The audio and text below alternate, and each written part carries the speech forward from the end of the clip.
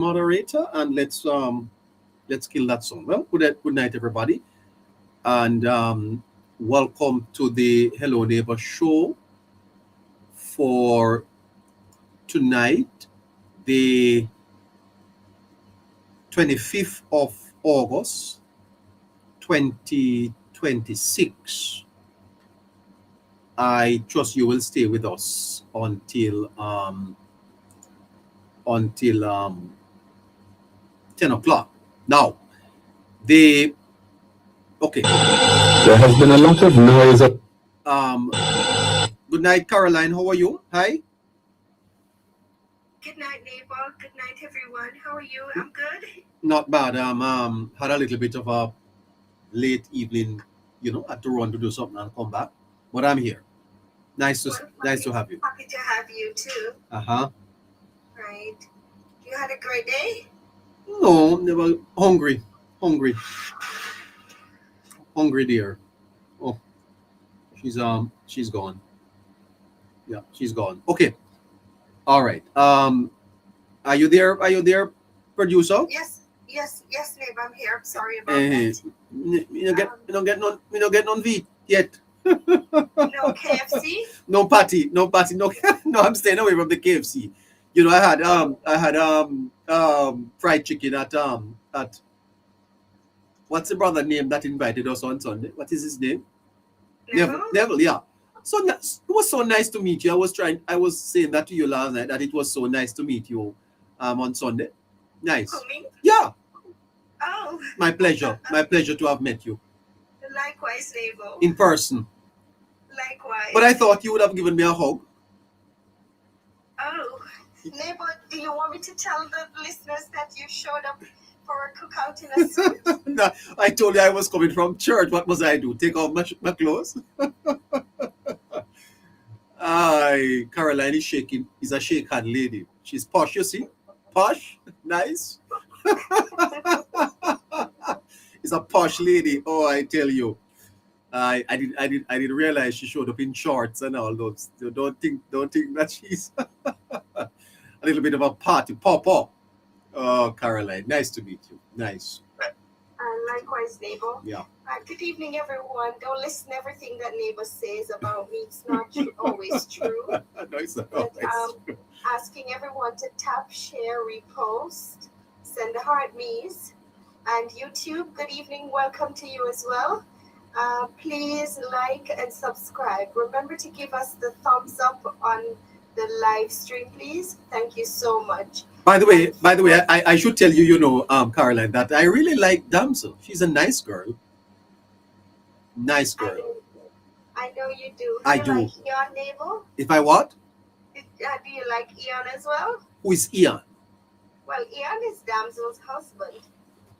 No, I don't know about that. I saw her with her husband, so that's fine. But I like her as an Don't you think they're a beautiful couple? marvelous. She has a very, a very warm, friendly spirit. You know people your spirit take them. Yes. Yes. Don't you think her shorts was a little too short though? I never looked at her shorts. I must tell you the truth. I kept my eyes focused. I'm a focused person.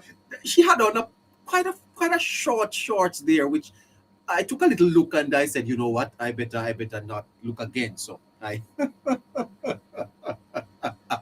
these neighbor rights ladies, they are fantastic. I tell you, these neighbor rights ladies, they are nice. Nice girls. Astute youth, I tell you. Anyway, we have much to talk about tonight. Let's get the show. What did Astute have in that big cup? Was it rum? Let me tell you, man, the man throw everything in the cup. Him throw soda in there, him throw rum in everything you give him to drink, him just throw it in the big old cup. I wanted to laugh after him. I said, this guy is such a drinker. He just throw everything in the cup.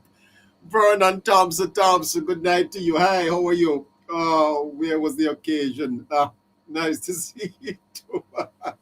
Oh, damsel, nice to see you, damsel. Hope I can see you again soon before the year ends. Maybe Christmas. Anyway. Well, Of course, neighbor. Christmas, definitely. Yeah. Listeners, could you please send a heart, niece, please? Yes. Thank And we miss Scratchy, you know. Would have been nice to have Scratchy there. Oh gosh, neighbor, it would have been really Would have been turned a up. ball. I tell. Yes, we have to bring Scratchy in. What a fun. By the way, Carol, what a fantastic family this is, the Neighbor Right family. What a fantastic, fabulous team we're building here, eh? Of course. A family of Jamaicans here and in the diaspora coming together for this program. I never dreamed that it would be like this. Love it. Love all of you. Thank you so much. You've inspired me on this journey, and I'm so happy to be part of it. And we look forward to greater times together and greater times in 2030. Belmont Road and the National Arena. See you all at conference in November. Shower. TikTok, please send the heart. I tell you, what a wonderful family this is. Okay. Tik says she's coming in Christmas. Oh, lovely.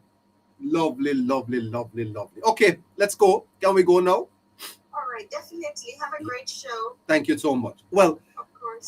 The leader of the opposition, Mr. Mark Golding, Mr. Golding is saying that the Gleaner fabricated the story. So this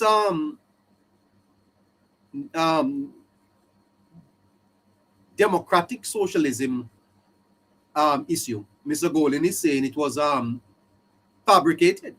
Here is Mark Golding. Here is Mr. Golding. There has been a lot of noise around the reference to democratic socialism in my recent speech. The fabricated headline and opening paragraph of a newspaper article last Saturday were not based on what I actually said. So let me explain the point I was making. I said that all around the world, people are recognizing that they need governments that look after the interests of the people, not governments that primarily serve those who already have power and influence. I cited the dramatic emergence of democratic socialism in US politics as an example of this phenomenon. And when I spoke about transforming Jamaica's economy, I was very clear about what that means. I want an economy that creates opportunities for Jamaicans to progress, build better lives, and achieve their hopes and dreams. This means in education and training. It means bringing the private sector and the state together to train young people and upskill workers for jobs that actually exist and those that are coming. It means empowering businesses to prepare our people for those opportunities. That is not about demonizing business. It is about making business, government, and our people partners in building a stronger Jamaica. I believe in private enterprise. I believe in investment. I believe in entrepreneurship. And I believe government has a responsibility to make sure that the economy works for the Jamaican people as a whole, not just the privileged few. The question is simple. What kind of society do we want to build? Well, I want one where the Jamaican people are at the center, where opportunity is broader, and where hard work can lead to a better life and no one is left behind. That is the vision, and that is what I stand for. Well, there you have, Mr. There has been a lot of noise around the reference to democratic social. There you have, Mr. Golding, saying that the Gleaner did not carry him the way he wanted. Well, the way he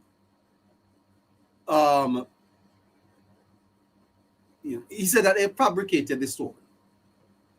Now, why would the Gleaner fabricate Mr. Golding? I'm not understanding why is Golding suggesting that he was not carried properly by the Gleaner.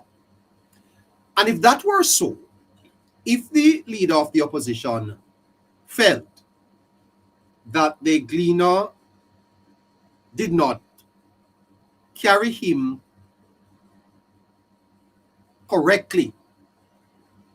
Why did Mr. Golding waited for almost 2 days to correct the news story?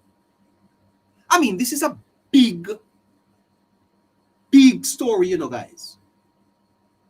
It had the diaspora, businesses, and all of the people talking about it.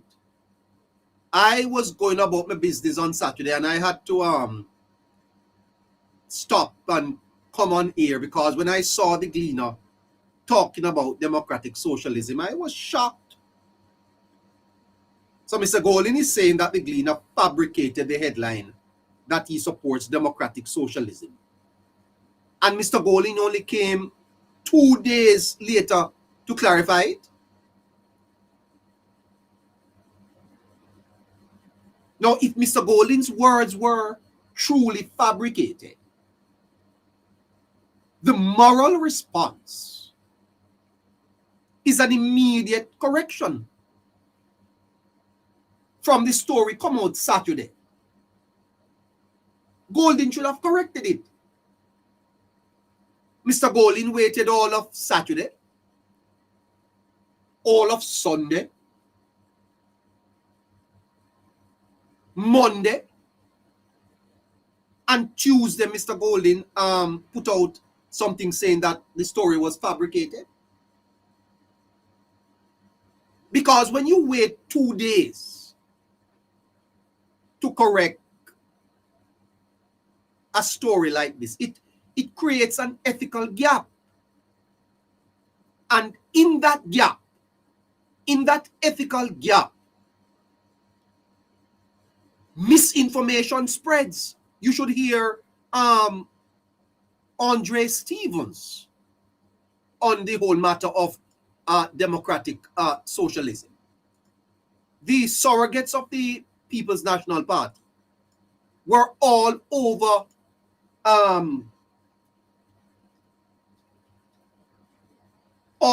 social media with the story. Now, somebody tell me this. How could Mr. Golding have sat by and allowed the story to be taking on so much legs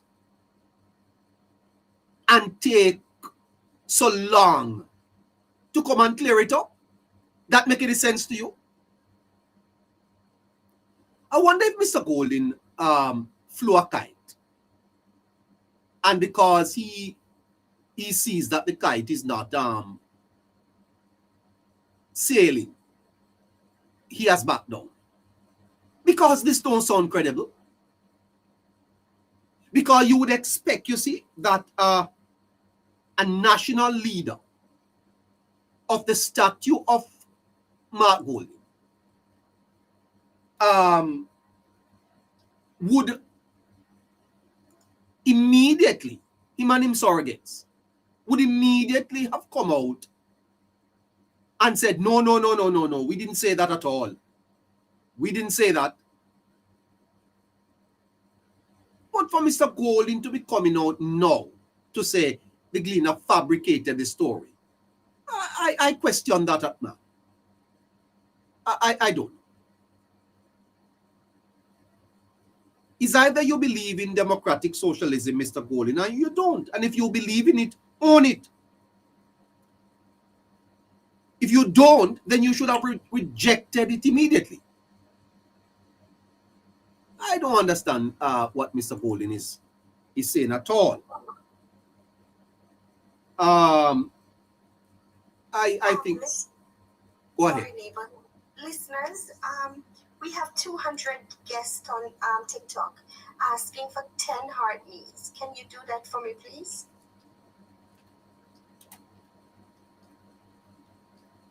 Yeah. This is crazy. This is crazy what we're hearing coming from Golding. 4 hours ago, Mr. Andre Stevens was on this, you know. Yeah.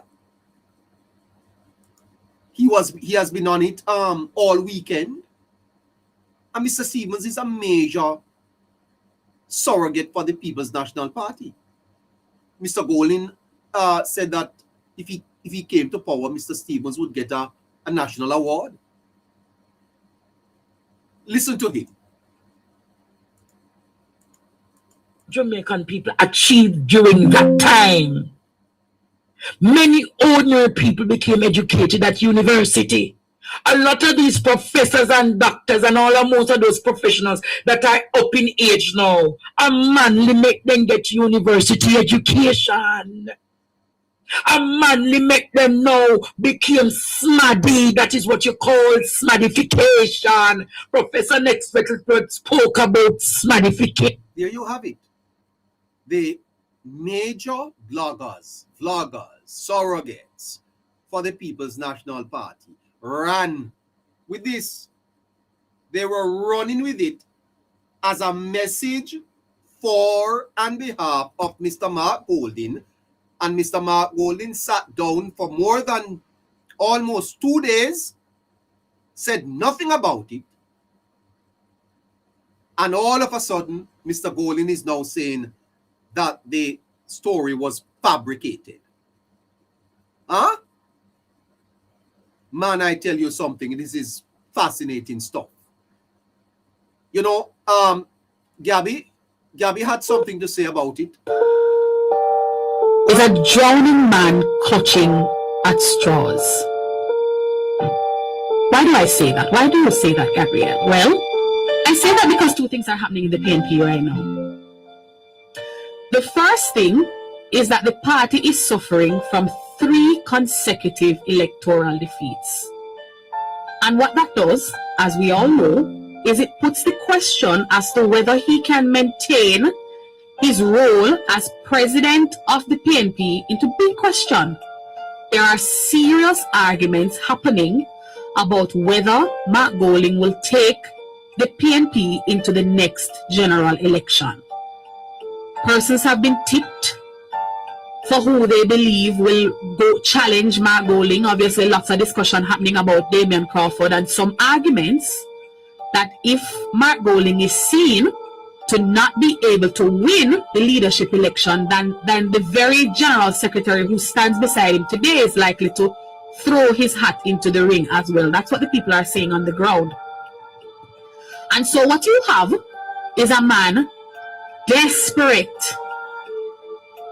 to win the hearts of people. He has lost.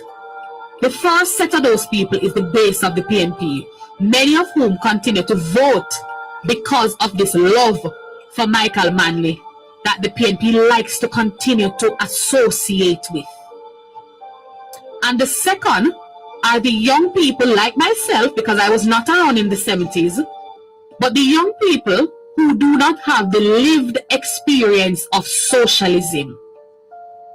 Many of them who say we want more, we believe there is inequality and we want more access to things. And so democratic socialism, or socialism, which is frankly all that it is, becomes appealing to them. So when you're drowning and you need to grasp the attention of people, you say anything. It's the same thing I spoke about in my intro last week, this idea of pick-me politics and pick-me politicians. It's the politician who is willing to say anything they believe is necessary, even at the demise of a country. There you have Gabby. Let me tell you something. Mr. Golding's political career is coming to an end. Mr. Golding's political career is coming to an end. It's clear to everyone that Mark Golding is not going to win. Mark Golding is not going to make it. The Jamaican people don't want Mark Golding. They don't. Mark Golding does not represent the smadditization that Mr. Andre Stevens talk about. He does not represent that. Mr. Golding, in my view, is not very well liked. And he has not connected with the Jamaican people. Mr. Golding's best shot at power came and went. And my understanding is that the internal elections over the weekend is demonstrating or proving that the leader of the opposition is not going to make it. And Mr. Golding is flip-flopping. You don't know where Mr. Golding stands. Mr. Golding is not inspiring any confidence. There is no policy prescription that Mr. Golding is suggesting that you could look at and say, well, yeah, there you go, Mark. There has been a lot of noise around the reference to Mark Golding, I think you should probably give us a break. Pack your bags and go.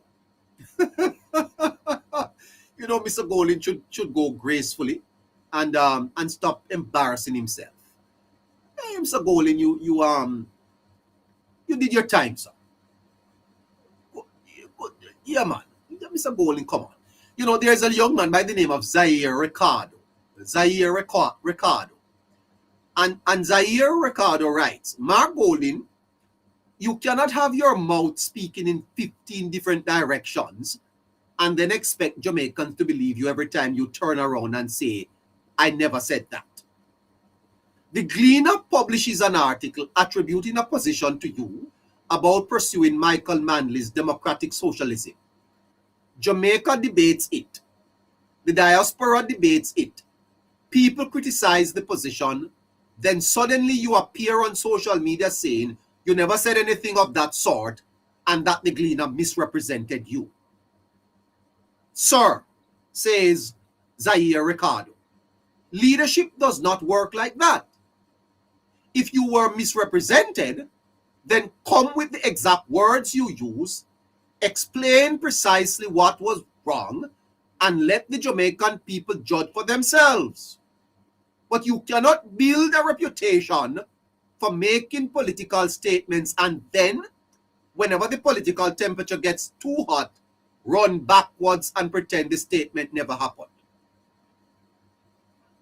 Mr. Golding is proven to be a man of convenience. A leader's mouth, says Zaire Ricardo, cannot split into 7 pieces today and 50 pieces tomorrow. Zaire says Jamaica needs leaders who stand firmly behind what they say and not leaders who say one thing, watch the reaction, and then suddenly discover that everybody else misunderstood them. And this is the bigger problem. The young man is pointing out that there is a problem of trust. When the public cannot confidently determine which version of your own words they are supposed to believe, how can they trust you with leading the country? The young man says, you are not a schoolboy in a playground, Mark. You are the leader of opposition. The office demands maturity, consistency, clarity, and accountability. If you believe in democratic socialism, say it with your chest. If you don't, say that clearly too. But don't leave Jamaicans chasing your words around like a dog chasing its tail. And please, don't blame everybody else every time your own words create controversy. This is precisely why questions are being raised about your leadership. People are not only judging your policies, they are judging your credibility, consistency, and ability to command confidence. Jamaica deserves better than political gymnastics. Stand up, speak clearly, own your words, take responsibility for what you say. Because when a politician has to spend more time explaining what he didn't say than defending what he did say, something is seriously wrong. Mark Golding, grow up politically. Jamaica is watching, and Jamaicans deserve a leader whose words mean something when it leaves his mouth. Ouch. Ouch. You can go and read that article from Asking everyone to repost and send a heart me. From Zaire Ricardo. Ouch. Hear what he says. Mark Golding, grow up politically. Jamaica is watching, and Jamaicans deserve a leader whose words mean something when it leaves his mouth. Mr. Golding's time at the wicket is ending. Mr. Golding's time at the wicket is ending. Mr. Golding, but by the way, before I go on, Mr. Perry, who I know my listeners don't like him, but look, listen, listen to the PNP. Listen to this. Listen to what is happening over there. Sir. But I was watching Jay Bryan's program.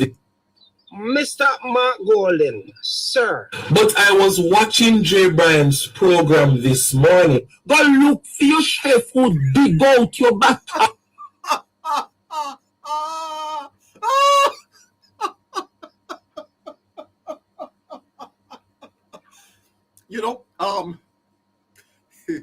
This is a prime time politics show for serious people.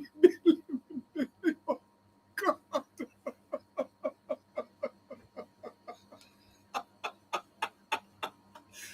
Please, God, forgive me. Asking everyone to repost the live, please.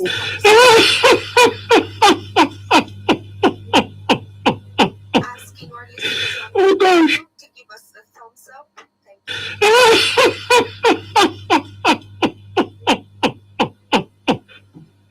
Oh gosh.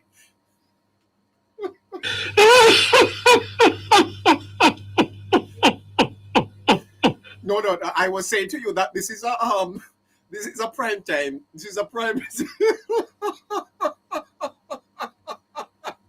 This is a prime time. And I don't know if the mothers hold on to your children for me.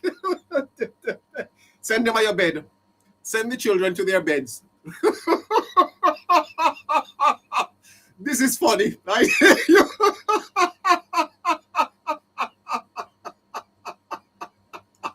Oh boy, I tell you. Mr. Mark Golding, sir. But I was watching Jay Bryan's program this morning. Go look for your chef who dig out your back.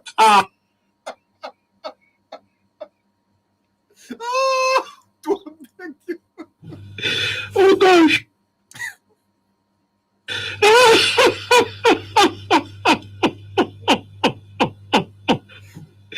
Oh gosh.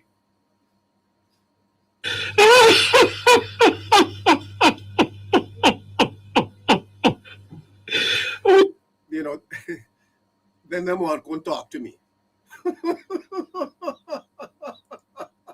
Anyway, let's see if we can move that on a little. Jay Bryan's program this morning. Go look for your chef who dig out your back. Jamaica is not a nice place. But anyway, let's move that on a little here. Comrade. Yeah, listen. Because I gather that we have a mixed group watching our PNP bloggers. And I think that is also causing an issue.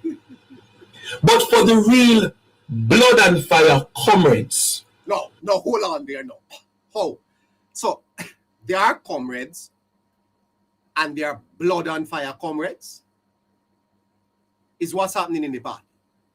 What has Mark Golding led the PNP to do? Come now, seriously. So they're not all comrades. Some are comrades and some are blood and fire comrades. Listen to Perry. For those who are not going to be putting any personality or personalities over the party, for those who are willing to defend the People's National Party, cost it what it will. You hear that? You hear that? They are going to defend the People's National Party, cost it what it will. And what that mean? What that mean? You are going to defend a political party, cost it what it will. What are something? These are not these are tribalists, man. Cost it what it will. For those who want to see the People's National Party winning the next general election. That's it. So you hear that. It's all about winning the next general election. If you stay with me, you see, I'm going to give you 5 reasons why the Jamaican people must reject that nonsense. 5. PNP's nonsense. They're not ready yet. They're not ready yet. They're not ready yet.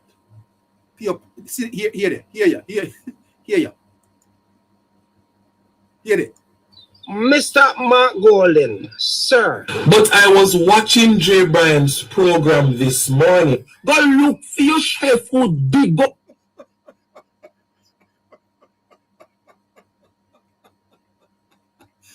That is a party that wants to govern Jamaica. Papi show. I mean, just oh my goodness, I need some water to drink. Oh, this is so funny. Anyway, I can't play any more of that. This is a primetime show. This show here is a serious show. We can't come up with too much of this foolishness coming out of the party. Anyway, it tells you a lot about the leadership, you know, because had Golden distinguished himself as a credible leader, he would have stepped in and tell them to stop it.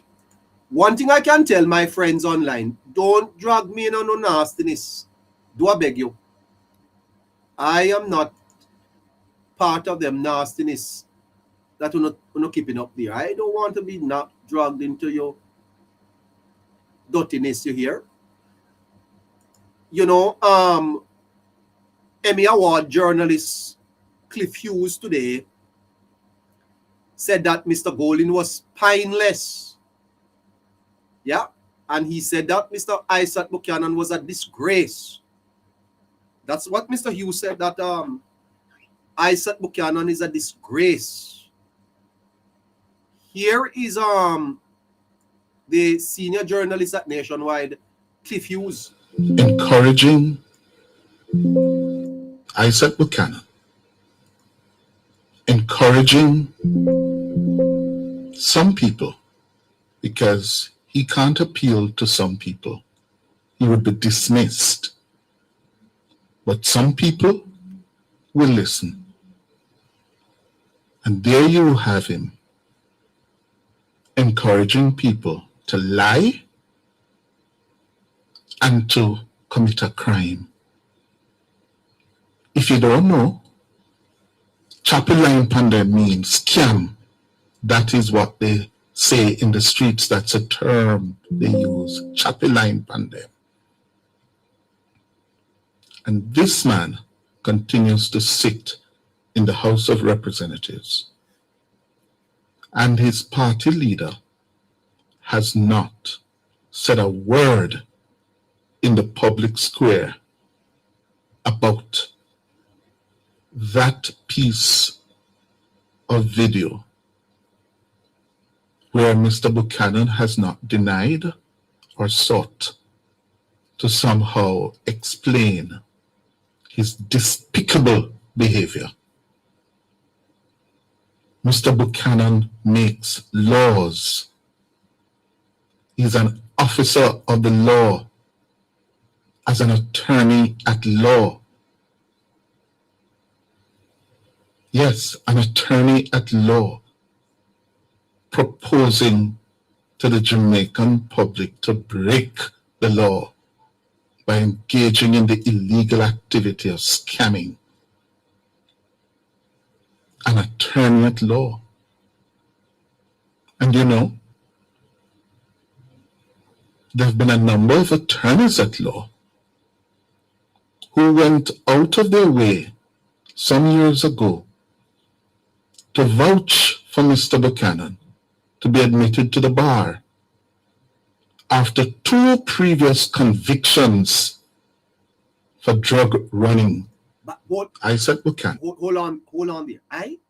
You know that I was a little late on that. I didn't realize that Buchanan was a 2-time criminal. Asking the listeners at YouTube to give the live stream a thumbs up, and TikTok, please tap share, repost, and send a heart, please. No, I'm not here to condemn anyone. But how did we allow a 2-time criminal convicted for crimes to be in the parliament, and then we are here wondering about his comments? How did this miss me? Because I never know. I wasn't aware at all.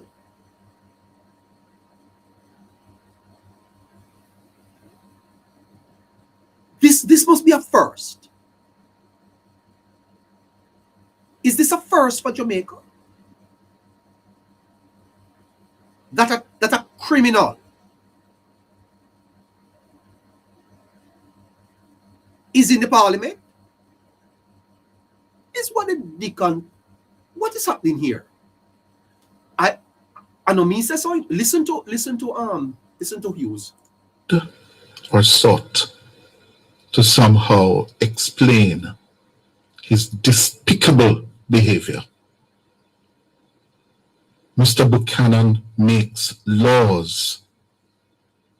He's an officer of the law, as an attorney at law.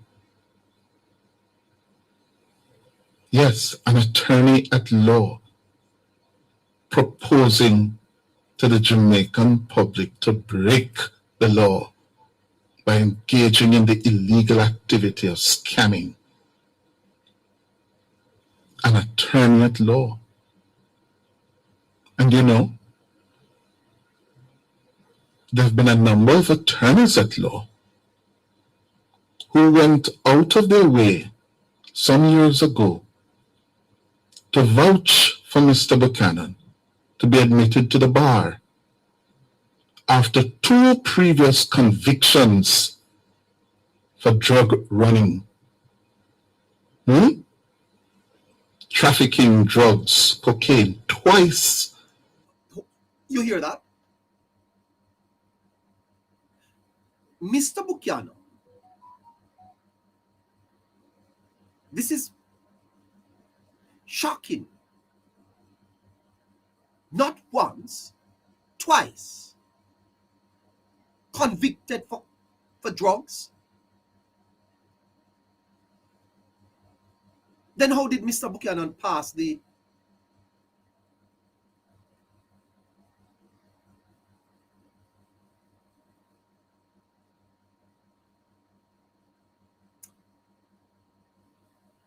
Why, I tell you, fascinating stuff.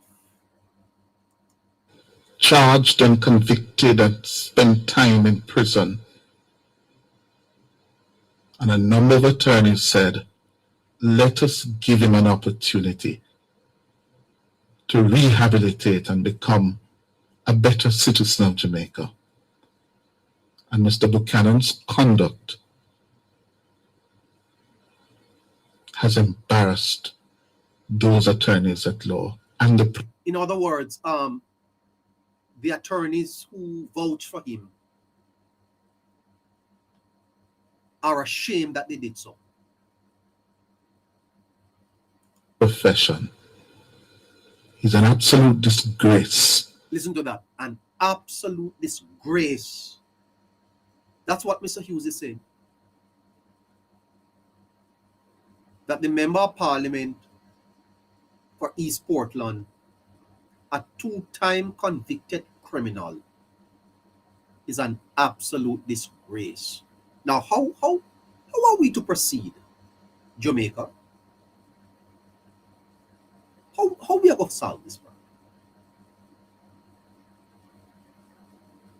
The country is in a moral dilemma. Our country is in a moral dilemma.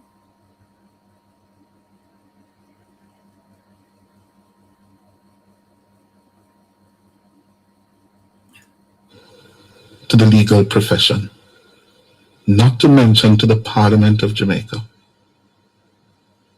and not a word from the president and leader of his party, Mark Golding. Spineless. Spineless. Not a word from Mr. Golding. Not a word from Mr. Golding. But Mr. Golding found time to come out to correct the Gleaner,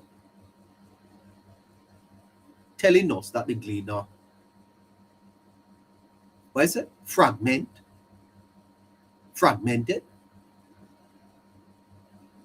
But he don't have no problem with Mr. Buchanan. With Mr. Buchanan.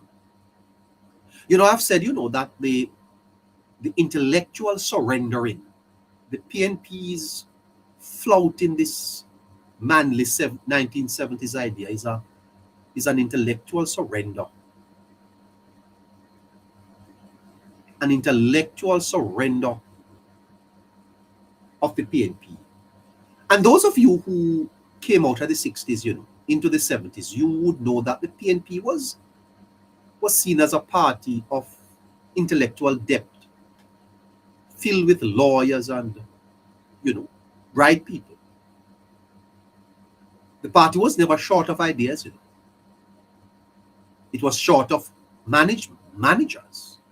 The PNP was never short of ideas. It could manage the country, but you couldn't fault the PNP of being a party without ideas. And look what it has come to. I was engaging, in a debate, not a debate, but a conversation with someone yesterday. And we were trying to put together a cabinet. Let's say the PNP was to win an election. Can you help me with the PNP's cabinet? Who in the PNP could be Minister of Finance? Julian Robinson, the organic man, the man who said that he would grow the economy organically. Who would be the Minister of National Security in the PNP?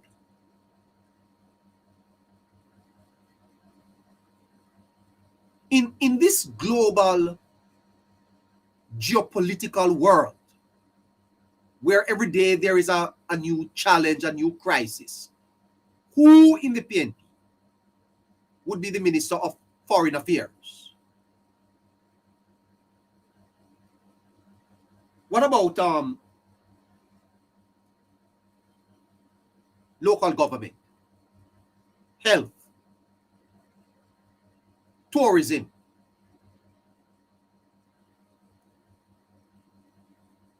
Can you imagine? No, with all seriousness,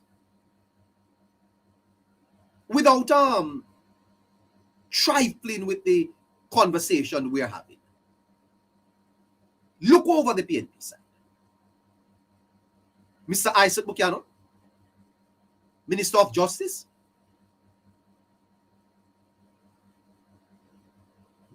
Nikisha Burchell, Culture Minister? Can you imagine Miss Nikisha Burchell at the Grand Gala?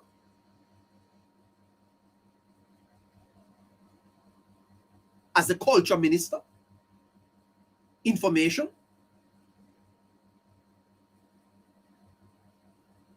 The lady is taking on nationwide George Davis.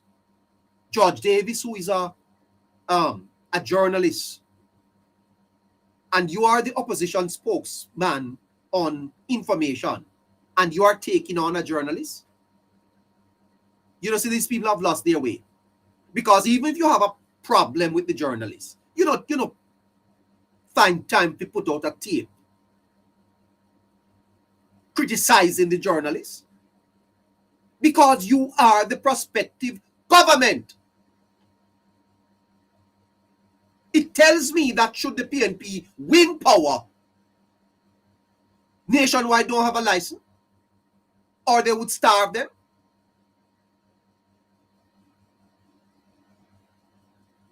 Because if you are going to find time to go put out video on George Davis, what is the what is this about Nationwide?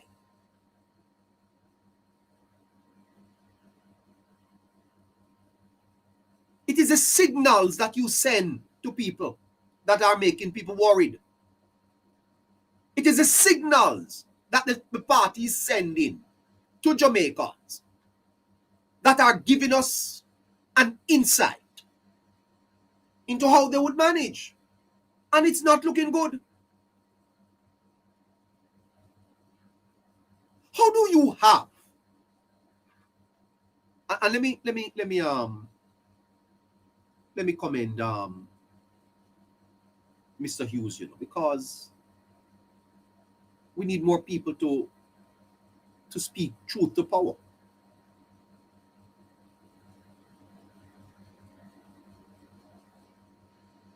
She held a press conference on George Davis. No, she did a video and put it out.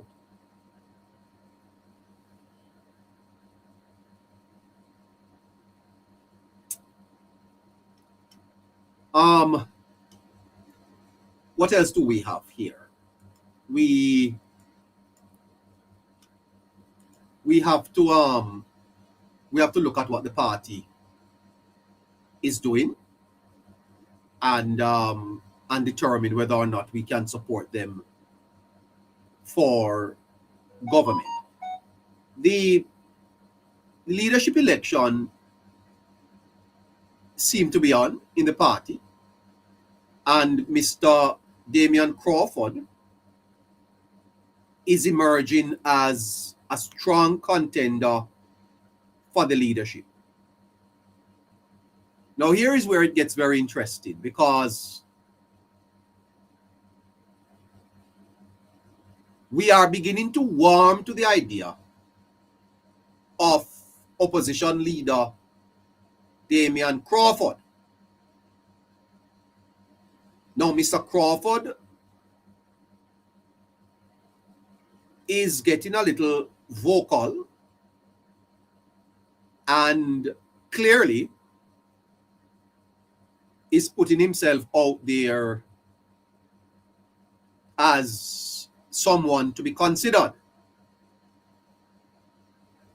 And because Mr. Crawford is doing that, then I think Jamaica needs to begin to look at Mr. Crawford. Jamaica needs now to look at who is this man, Damian Crawford, who wants to challenge Andrew Holness to become Prime Minister of Jamaica. Is Jamaica prepared? Or maybe the question is Mr. Crawford prepared? Do we want Mr. Crawford? Is Mr. Crawford, does Mr. Crawford have the experience, the leadership acumen? Who is he? Well, if you listen to the pundits, his stocks are rising in the party. And I want you to understand that Damian Crawford versus Mark Golding is bigger than just party politics. It is a referendum on what kind of leadership Jamaica actually needs right now. I put it to you,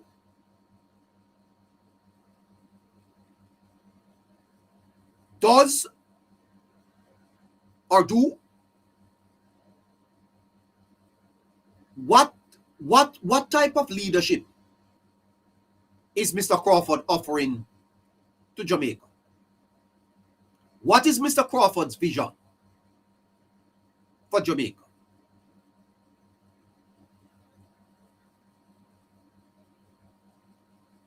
Because leadership is about not only managing a party, it is about transforming the country. What are the revolutionary ideas? What is Mr. Crawford's history? Because Jamaica doesn't need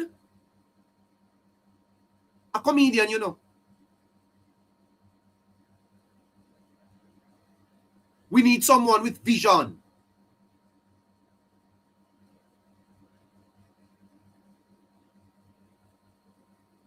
Can Mr. Crawford articulate a vision that inspires the Jamaican people? We're in a global crisis. Inflation, crime, AI, migration. Ideology won't pay our bills.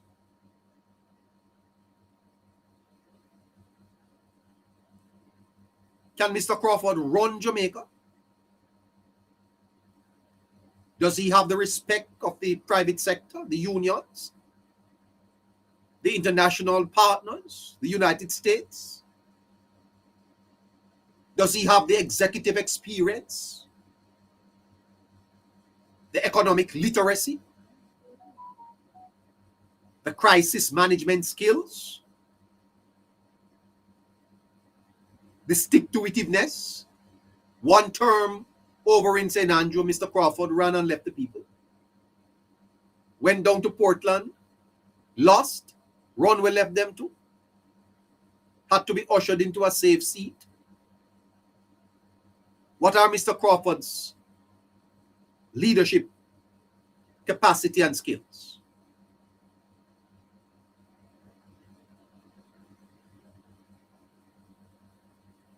We are going to have to ask those questions. Mr. Crawford may have energy, but does he have the experience? He may be relatable, but relatable to who? Is this a desperate attempt by the PNP to shove a popular, charismatic person on the Jamaican people? Can Mr. Crawford govern? What is Mr. Crawford's experience in government? He was a state minister who, on one of his overseas trips, spoke of shelling down the place. I suspect that Mr. Crawford would have matured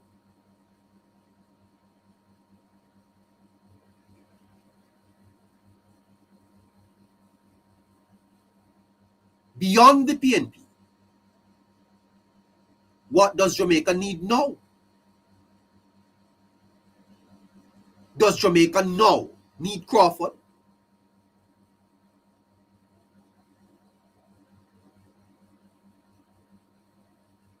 Can Mr. Crawford run Jamaica beginning on day one?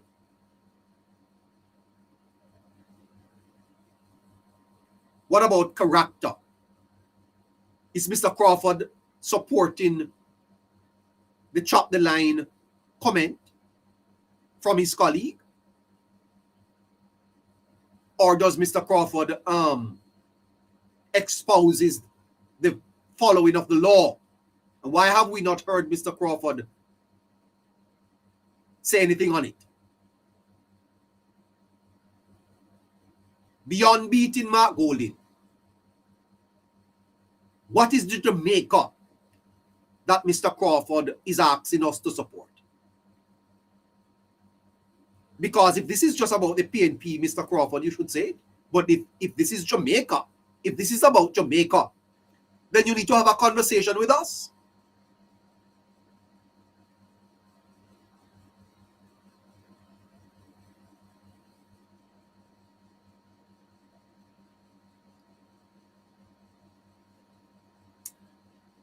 The debate has just begun. We'll have much more to say.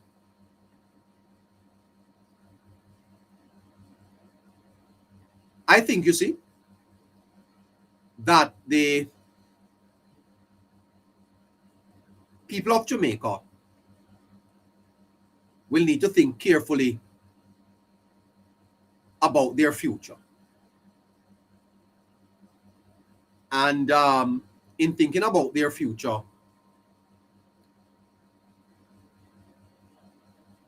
I would put to you that the Jamaican people should choose continuity over what is so uncertain. Continuity takes Jamaica on a path of policies and programs that are already producing results. There are 5 things I want to propose to the Jamaica Labour Party. And I want to put it to the people of Jamaica. Because as I said to you in a previous program, that I am not a partisan unit. My producer speaks to me about legacy. I put it to Jamaica to stop being distracted by the PNP and their circus. You have back to school.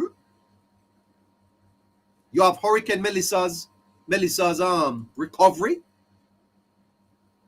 The PNP's theatrical. They're having a theater. Jamaica need to focus on a path that has been scripted, outlined by Andrew Holness and the government of the Jamaica Labour Party, and don't be distracted. The path that Jamaica is on is producing results.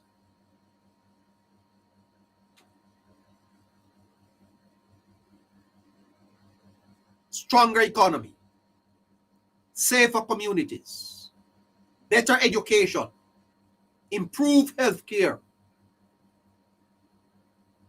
And what we need to do is to build on what works. We can't trial and error. Crawford is trial and error.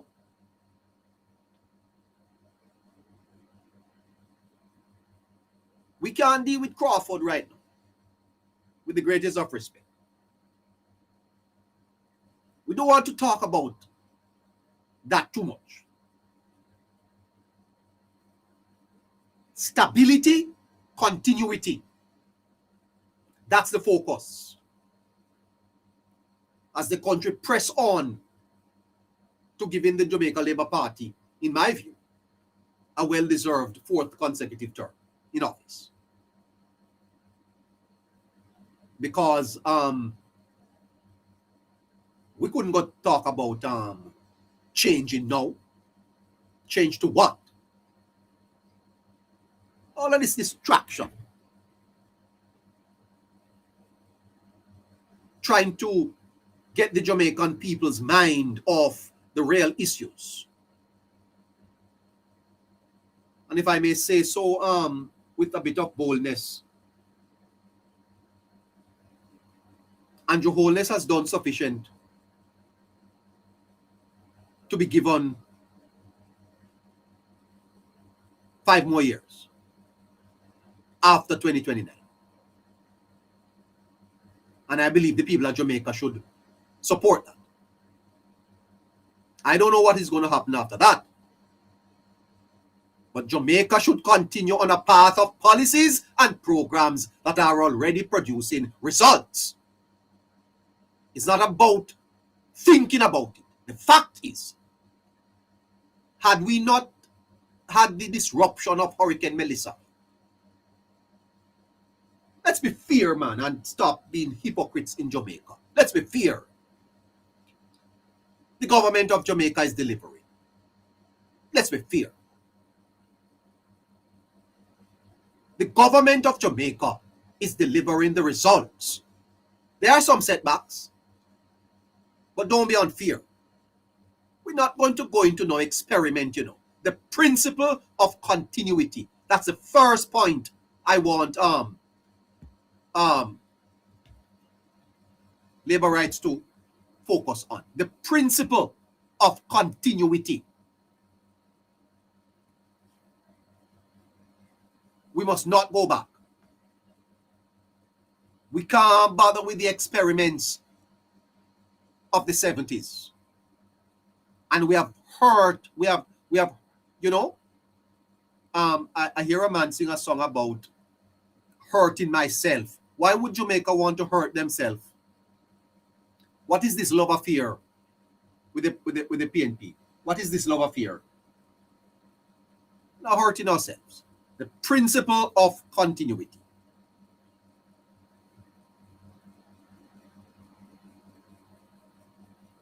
Secondly,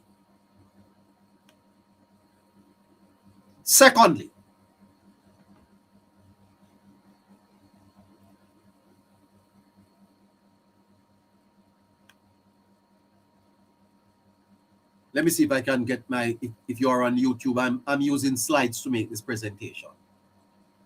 Pragmatism over ideology. Pragmatism over ideology. So the first one is the principle of continuity. And secondly, pragmatism over ideology. Democratic socialism is an ideology. What the government is offering are practical solutions. And these practical solutions must take precedence over political ideology. We don't need any more experiment in Jamaica.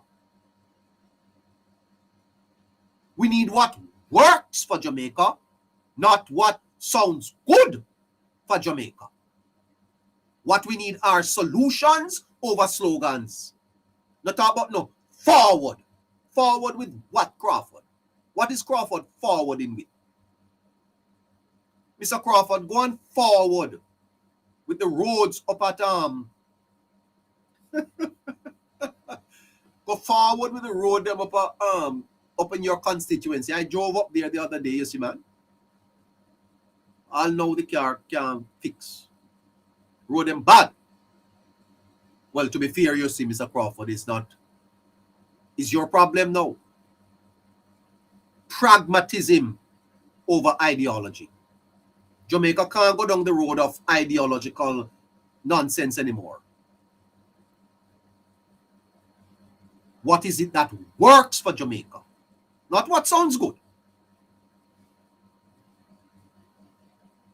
Jamaica needs solutions. And we have in Prime Minister Holness a man who solves problems. A man who produces results. over rhetoric. Tell me one problem, one promise that Holness has made that he has not even attempted to deliver.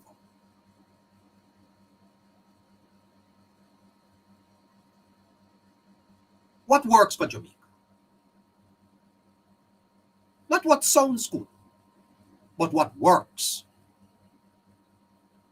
We don't want to be distracted as a country. The politics of distraction have not led us far, not brought us far. That's created a stage on which we take 2 steps forward and 2 steps backward. We must go forward. Forward. Not no forward with Crawford, but forward into the horizons, the dreams and aspirations of our people. As Mr. Green says, forward ever, backward never. Forward ever, backward never. Hashtag that for me. Forward ever, backward never. Give yourself a chance, Jamaica. Things are going to get better, you know. We have had our setbacks, but we're picking ourselves up. Don't get distracted. Practical solutions must take precedence over political ideology. That's the second point. The third point.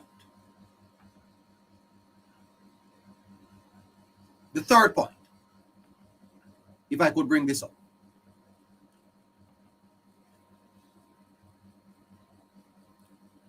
Not that.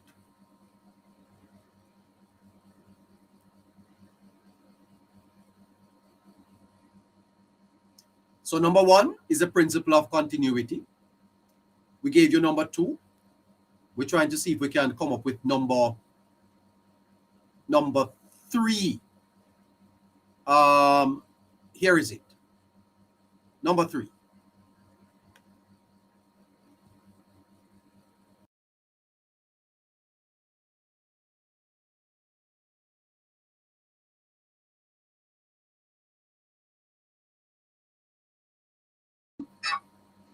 Asking YouTube, just give us the thumbs up, and TikTok, tap share, repost, and send a heart means.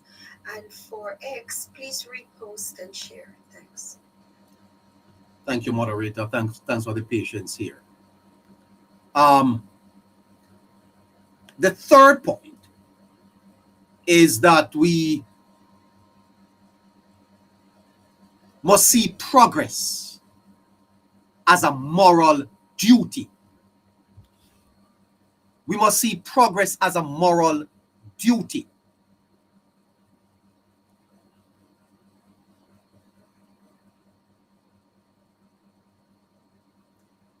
That means that it is a continued national development, not simply a political choice, but a responsibility for future generations. The point is that we must see our progress as a moral duty for the generation that is coming. What we are building today is what they can thrive on tomorrow. Progress as a moral duty. This is our time. We can't drop the ball because our children and grandchildren, their future is at stake. Jamaica must continue to thrive It's a continued national development. It's not simply a political choice. This transcends now politics. We're not going to swap what we have for what we don't know. We're not exchanging, because this is not, we have been doing this for too long. And this type of politics have not brought us anywhere, led us anywhere. It's a moral duty that we have, a moral responsibility to build today so that our children can thrive tomorrow. That is the Jamaica that we have today. We're not talking about no Crawford and no PNP. We are talking about Jamaica. Choose Jamaica is a moral responsibility. It's not a political responsibility. It's a moral responsibility. When you choose your country over your tribe, that's a moral and ethical duty as a citizen of Jamaica. It doesn't matter if Andrew Holness gets a 4th term or a 5th term. What matters is that Jamaica thrives. It doesn't matter if Andrew Holness gets a 4th term or a 5th term or a 6th term. Lee Kuan Yew in Singapore was prime minister for how long? Died at I think 90 odd years old. 2 million people came out in the rain to celebrate him. Why would we want to replace a leader that is bringing us the results that we have? Why? Take off your political shoes and your political shirt, man, and your political hat. We live in a democracy, yes. But I put it to you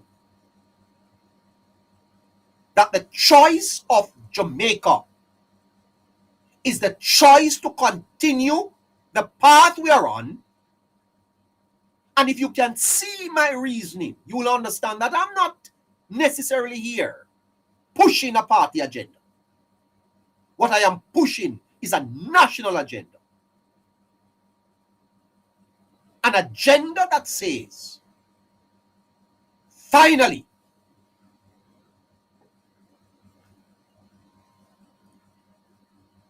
we are going somewhere. That's the 3rd point.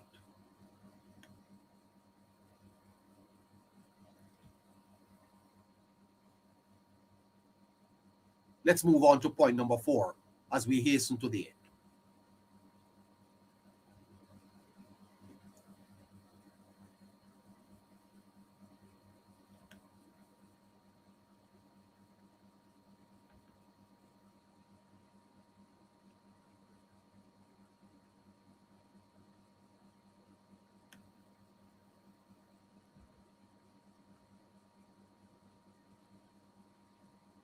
Third point is that progress must be seen as a moral duty. The 4th point, therefore, is that we have to choose prudence in uncertain times. When the global environment is unpredictable,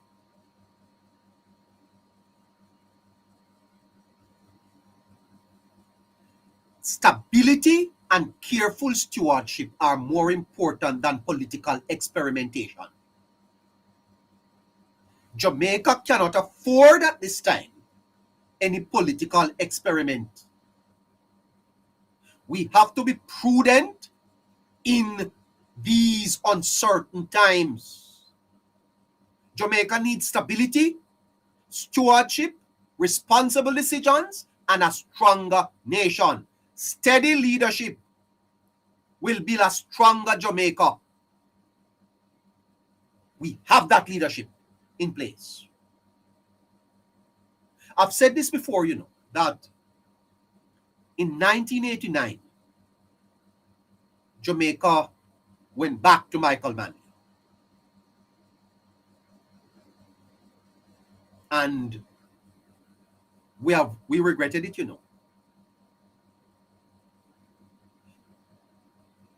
Uncertain times call for prudence. The global environment is unpredictable. The current leadership of Jamaica understands they have navigated COVID. They have managed Melissa. They have managed crises. Why are we going to go experiment with the unknown? And they have produced the results.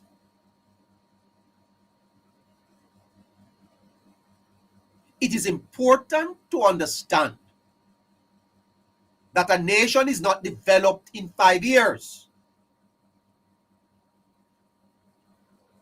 A nation develops over decades, not 5 years. A term of office is a mere 5 years. Political parties plan their time in government towards the next election. That's just how the democracy works. It is the people. It is the people that must make that decision to say, we will develop our country. We will keep the leadership we have. If that leadership has demonstrated the capacity to manage the affairs of the country. And I put it to you, the question, has the current leadership of Andrew Holness and his team demonstrated the competence, the capacity to manage the affairs of Jamaica? And if they have, especially in the geopolitical environment in which we are operating, climate change, threats of tariffs and oil prices, non-communicable diseases, then Jamaica needs prudence in times of uncertainty. The final point I'll make before I go to the callers is that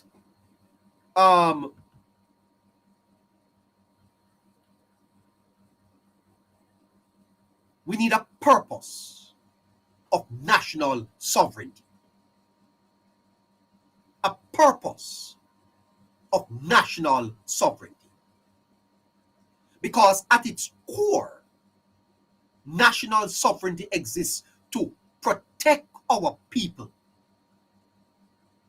To protect our people. One of the greatest achievements of this government is that it has saved Jamaican lives.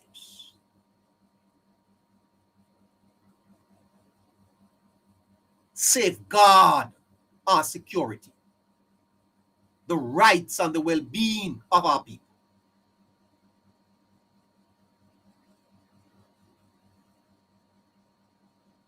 To control our destiny means that you make decisions that reflects our values, that reflects our needs and aspirations, to drive our development, to use our resources wisely to build a strong, self-resilient nation, to preserve our dignity, upholding our culture, our heritage, and the Jamaican way of life, to stand with dignity, to engage the world on our terms, to move off the menu and have a place at the table.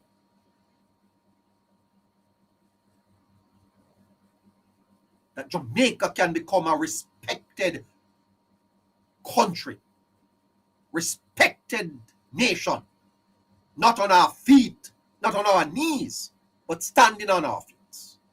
A sovereign Jamaica, a stronger tomorrow. I told you last night that we got independence in 1962, and Manley virtually brought us back into slavery and gave Jamaica over to the IMF. You may not like it, but Andrew Holness is the Prime Minister that is bringing Jamaica into full independence. Because you don't have independence until you have economic independence. Andrew Holness is leading a Jamaica towards true and full independence. The purpose of national sovereignty, the protection of the people, the controlling of our destiny,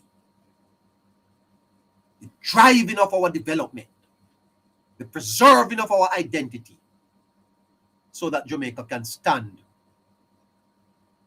with dignity.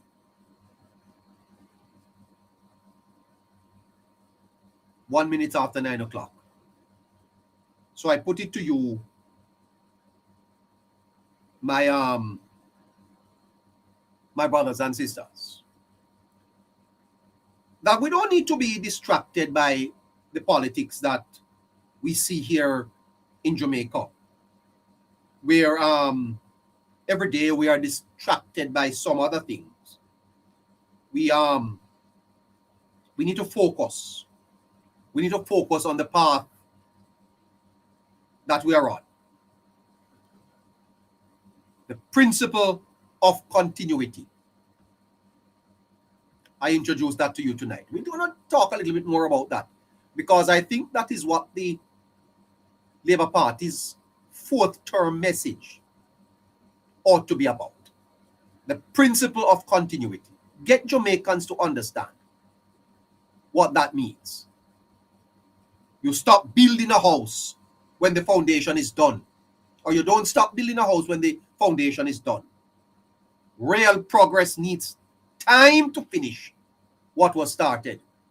The party should communicate to Jamaicans that it needs more time to complete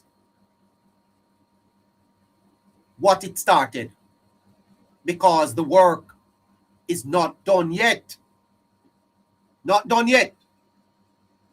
The principle of continuity. The party must communicate that to the people of Jamaica. Tell Jamaica that you need more time. And it is clear that more time is needed. Secondly, pragmatism over ideology. Pragmatism over ideology. The world is in a crisis. War, inflation. We don't need old ideology. We need what works.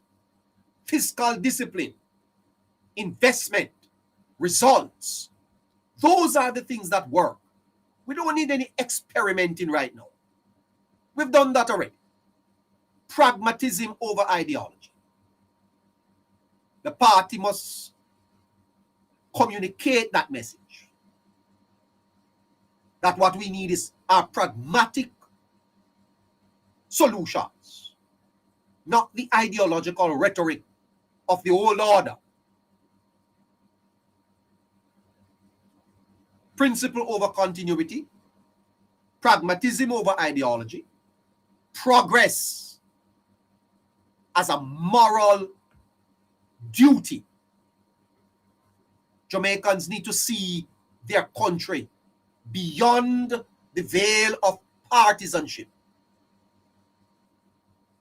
The party must sell Jamaica as a national project. Get the people to understand that what we are doing, we may not see the benefits today. We are planting trees that we may never get to shelter us, but that our children will be sheltered under those same trees. Progress as a moral duty. A government's job is to make life better, and we have seen it. Better roads, better hospital, better opportunities. And therefore, to stop progress would be a moral dilemma. It's not to vote for the party. Don't tell people to vote necessarily for the party, because the party is the vehicle. Let the people understand that they are voting for their future. They are owning their country. It's a moral duty, a moral responsibility. And then prudence over national prudence in uncertain times. Prudence in uncertain times. Aristotle said that prudence is the mark of a true leader. With global chaos outside, do we really want internal chaos inside? What we are seeing on the PNP side is internal chaos, division, a divided party in uncertain times. Jamaica can't afford that. When the global environment is unpredictable, we need stability. And finally, our purpose is a strong, independent Jamaica. The last 3 terms built credibility. The last 3 terms built credibility. The 4th term secures that credibility. If it took the party 3 terms to build, now the party needs to start talking about how you secure what you have built. Secure it now. Lock it in. And if I was advising labor rights, I would say to them, the 4th term is the term you fight for hardest. Because the 4th term is when you lock in the progress. If you think the 3rd term was important, well, it wasn't as important because it's the foundation that you had to lay. You have the rebuilding phase, because remember, country mashup had to rebuild. You know, the politics is not being taught properly. The Wholeness administration, you see, got a bad case, bad case. And so the economy, the debt to GDP was either over 140 or close to that. And when you inherit a country with a debt to GDP of 140%, you have very little choices, and that they have been able to manage things. Commendation. So you had to build, lay the foundation. Now you are building. You are beginning to see the results. Every labor right. Lock in it now. Lock it in. Because you can't afford to work so hard to reach here now. And then you let it slip. Not for Jamaica's sake. Producer?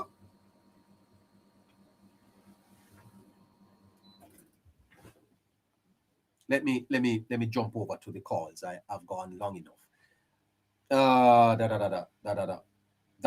Okay. Good evening to you, Scratchy. Good night, neighbor. Night, Caroline. Viewers and everyone. You too. Doing all right? Yes, neighbor, I'm here chilling. Okay.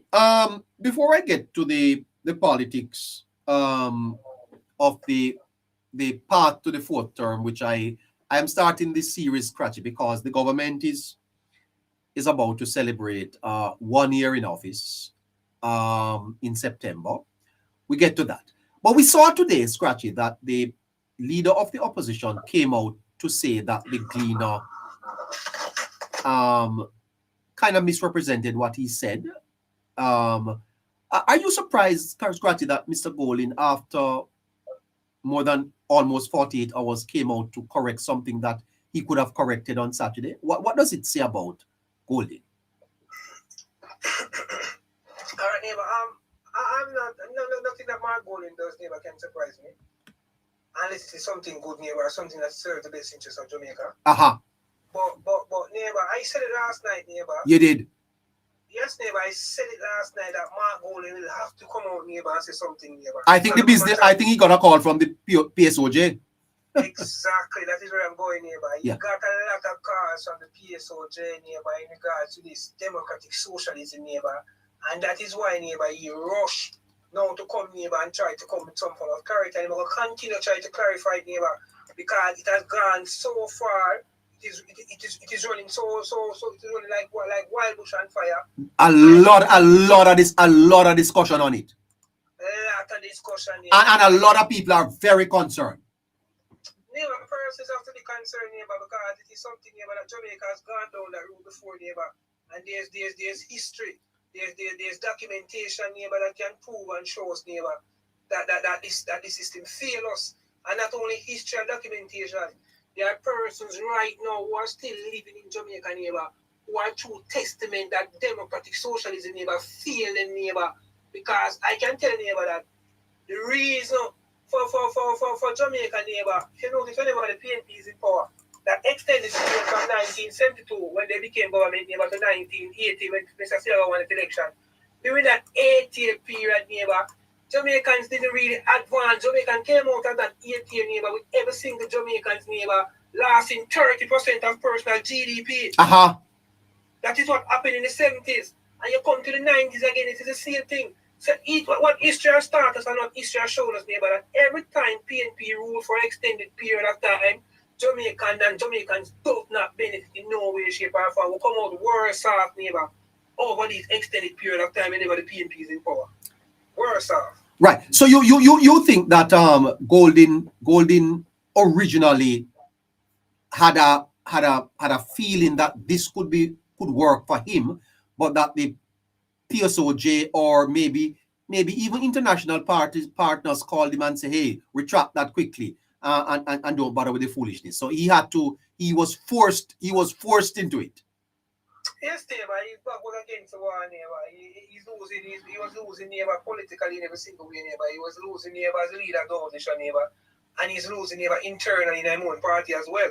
Because, neighbor, for this type of ruckus to come up on him, neighbor, I know it will cause some problem in terms of his leadership style, in terms of the leadership race that is to come, neighbor. So Mark Golding, neighbor, is definitely showing us, neighbor, that he's politically clueless. You know, he's politically dumb. When it comes to the politics of the day, neighbor, Mark Golding thinks, neighbor, that he controls the narrative without not realizing, neighbor, that this is not 1970 no more, Mark Golding. This is 2026. The politics of Jamaica has evolved. The politics has changed. And not just the politics, the people themselves has evolved. The people have changed. And that hold that the PNP had on Jamaica, neighbor, back in those days, neighbor, Jamaicans have released those shackles, neighbor. Jamaicans are free now. Jamaicans are more understanding now. Jamaicans want better. Yeah. So I say, neighbor, that the reason why I believe that the Jamaican Labour Party will continue to be in power, neighbor, because we are wearing a society now in Jamaica where these persons, neighbor, these well-thinking Jamaicans are these young persons coming up, are persons who support the Jamaican Labour Party, are persons, neighbor, who are appreciative of good roads, neighbor, are appreciative of every man must have a nice house, are persons who are appreciative of flush, of the ability, neighbor, to have a simple thing like a flush toilet, you know, to have running water running down in your shower, running water, tap water coming out of your pipe and stuff like that. So it goes to show us, neighbor, that the People's National Party, neighbor, and Mark Jefferson Golding, neighbor, is losing in every single way they can think of, neighbor. They are blundering left, right, and center. And I believe that even before the Gleaner made this statement, neighbor, we here on Politics Matters said that based on the politics that the PNP is showing and how the PNP is practicing their politics, it is reminiscent of the playbook of Mike and Manley from the 70s, neighbor. So when Mark Golden want to come and tell us anything about him, never say anything like that, neighbor, Mark Golden is in bed with socialism. Mark Golden loves socialism.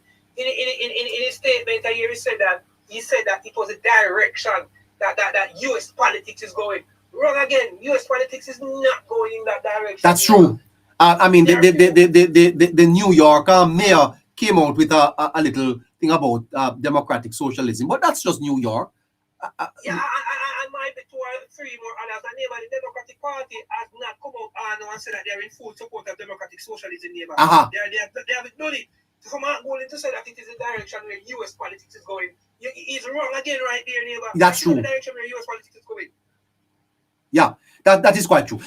Scratchy, I must tell you that I was a little, maybe I chose not to have caught on to the fact that Mr. Isaac Buchanan is a 2-time convicted criminal.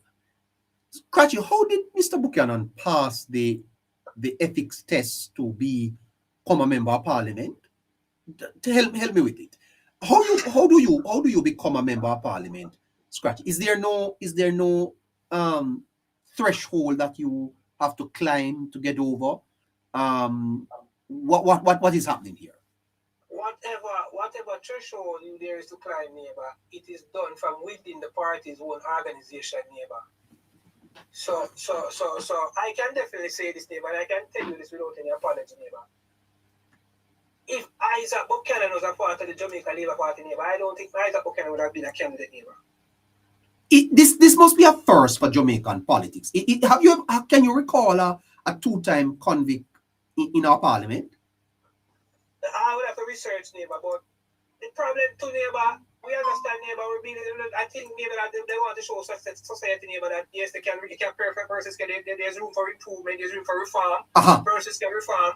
But what Isaac Buchanan has done, neighbor, and I think what Isaac Buchanan needs to understand and know, neighbor, is that he doesn't have the luxury, neighbor, to say certain things, neighbor, and try to play certain games, neighbor, as someone was a clean slate. Because people are always going to point back to that. Yes, neighbor.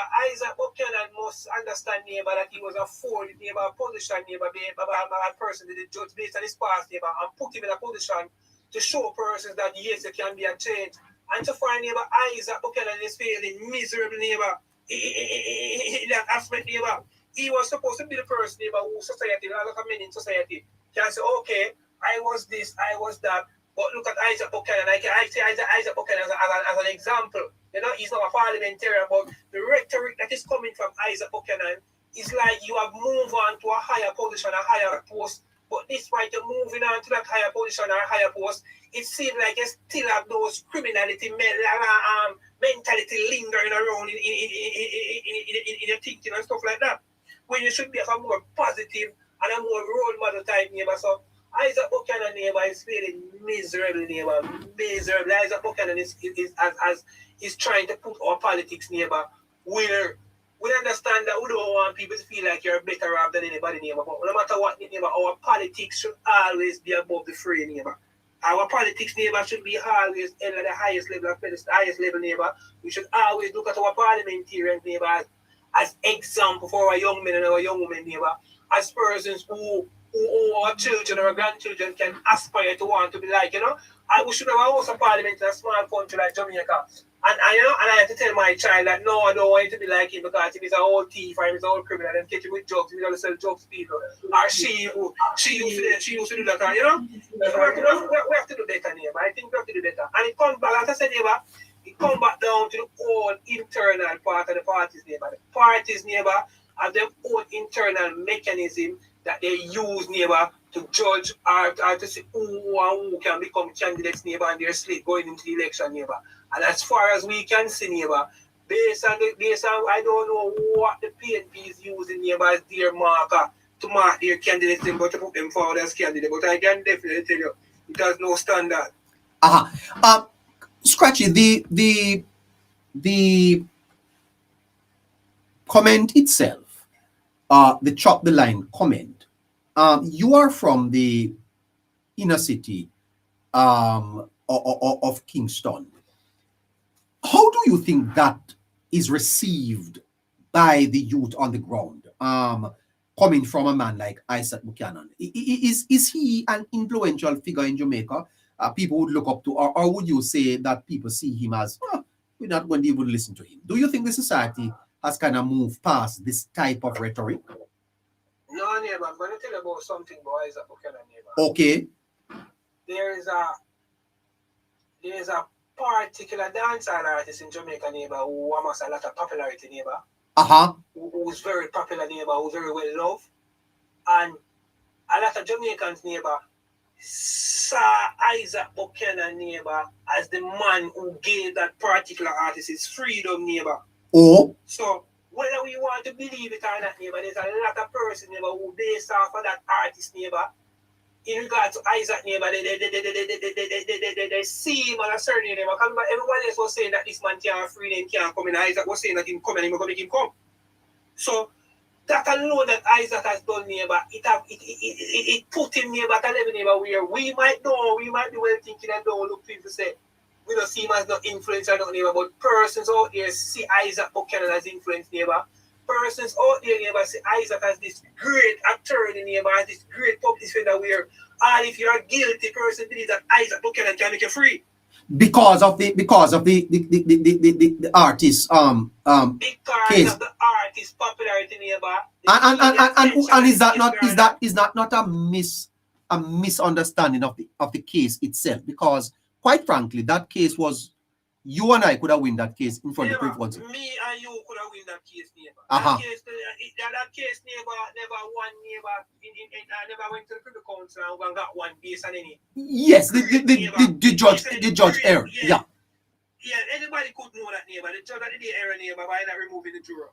Right, so yeah. Anybody know that, neighbor, so that case would have been great, neighbor. So it wasn't hungry, but despite that, Jamaican see him as this great attorney, neighbor. If you notice now, neighbor, all of our people, I mean, all of the persons in Jamaica who have some form of popularity in terms of our artists, in terms of our social media person, everybody like to talk about Isaac to my lawyer, Isaac to my lawyer, Isaac to my lawyer.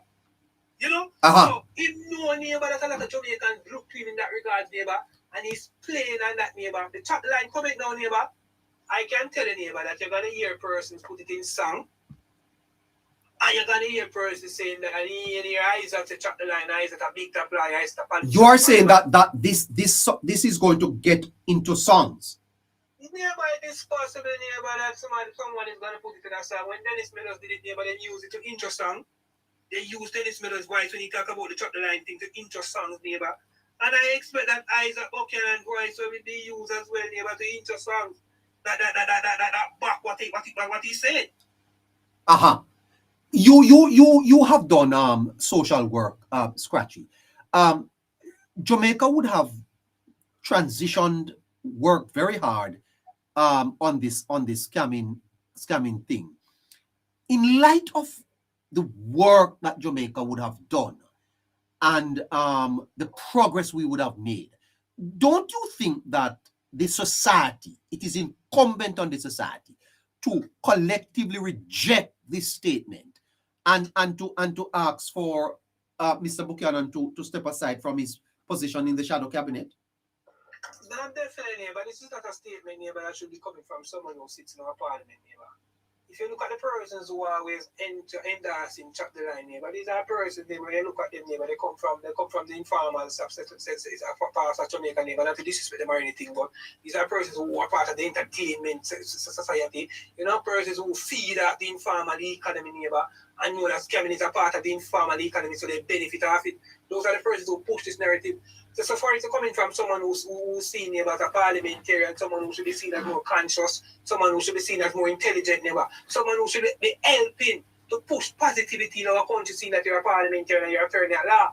So when that didn't come from Isaac Buchanan, neighbor, it sent a very strong message, neighbor, that it is possible, neighbor, that even our leaders, neighbor, are persons who hold some form of leadership position, are persons who sit in our parliament and have talk and major talk, neighbor, that a lot of us, and I want persons to understand, neighbor, a lot of us who hold a Jamaica birth certificate neighbor, hold Jamaican citizenship neighbor, will not be afforded the privilege and the opportunity to sit in the parliament in the neighbor. Not even as an invited guest. Not even as an invited guest. Not even as an invited guest, neighbor. I don't want you to feel like to be a parliamentarian is a simple thing in the neighbor. To be a parliamentarian is a serious thing, neighbor. Because you play an integral role in the formulation of laws and things that govern a country. And you are come with something now that break a line in the country or end or something that break a line in the country. All I can say, neighbor, that come 2030, 2029, or whenever the next general election is called, neighbor, something must be done. If we don't want to see these people, neighbor, we are tired of these people, and we don't like the rhetoric that is coming from these people, neighbor, we have to do something. And some of us can't do nothing, neighbor, because we don't live directly in an electoral zone, neighbor, that is responsible, neighbor, for voting and voting against these persons. So down here in East Portland, neighbor, we have to ask the people if this is what they want. And a lot of persons in East Portland are backing Isaac, neighbor. I tell you, boy, this is the disappointing part.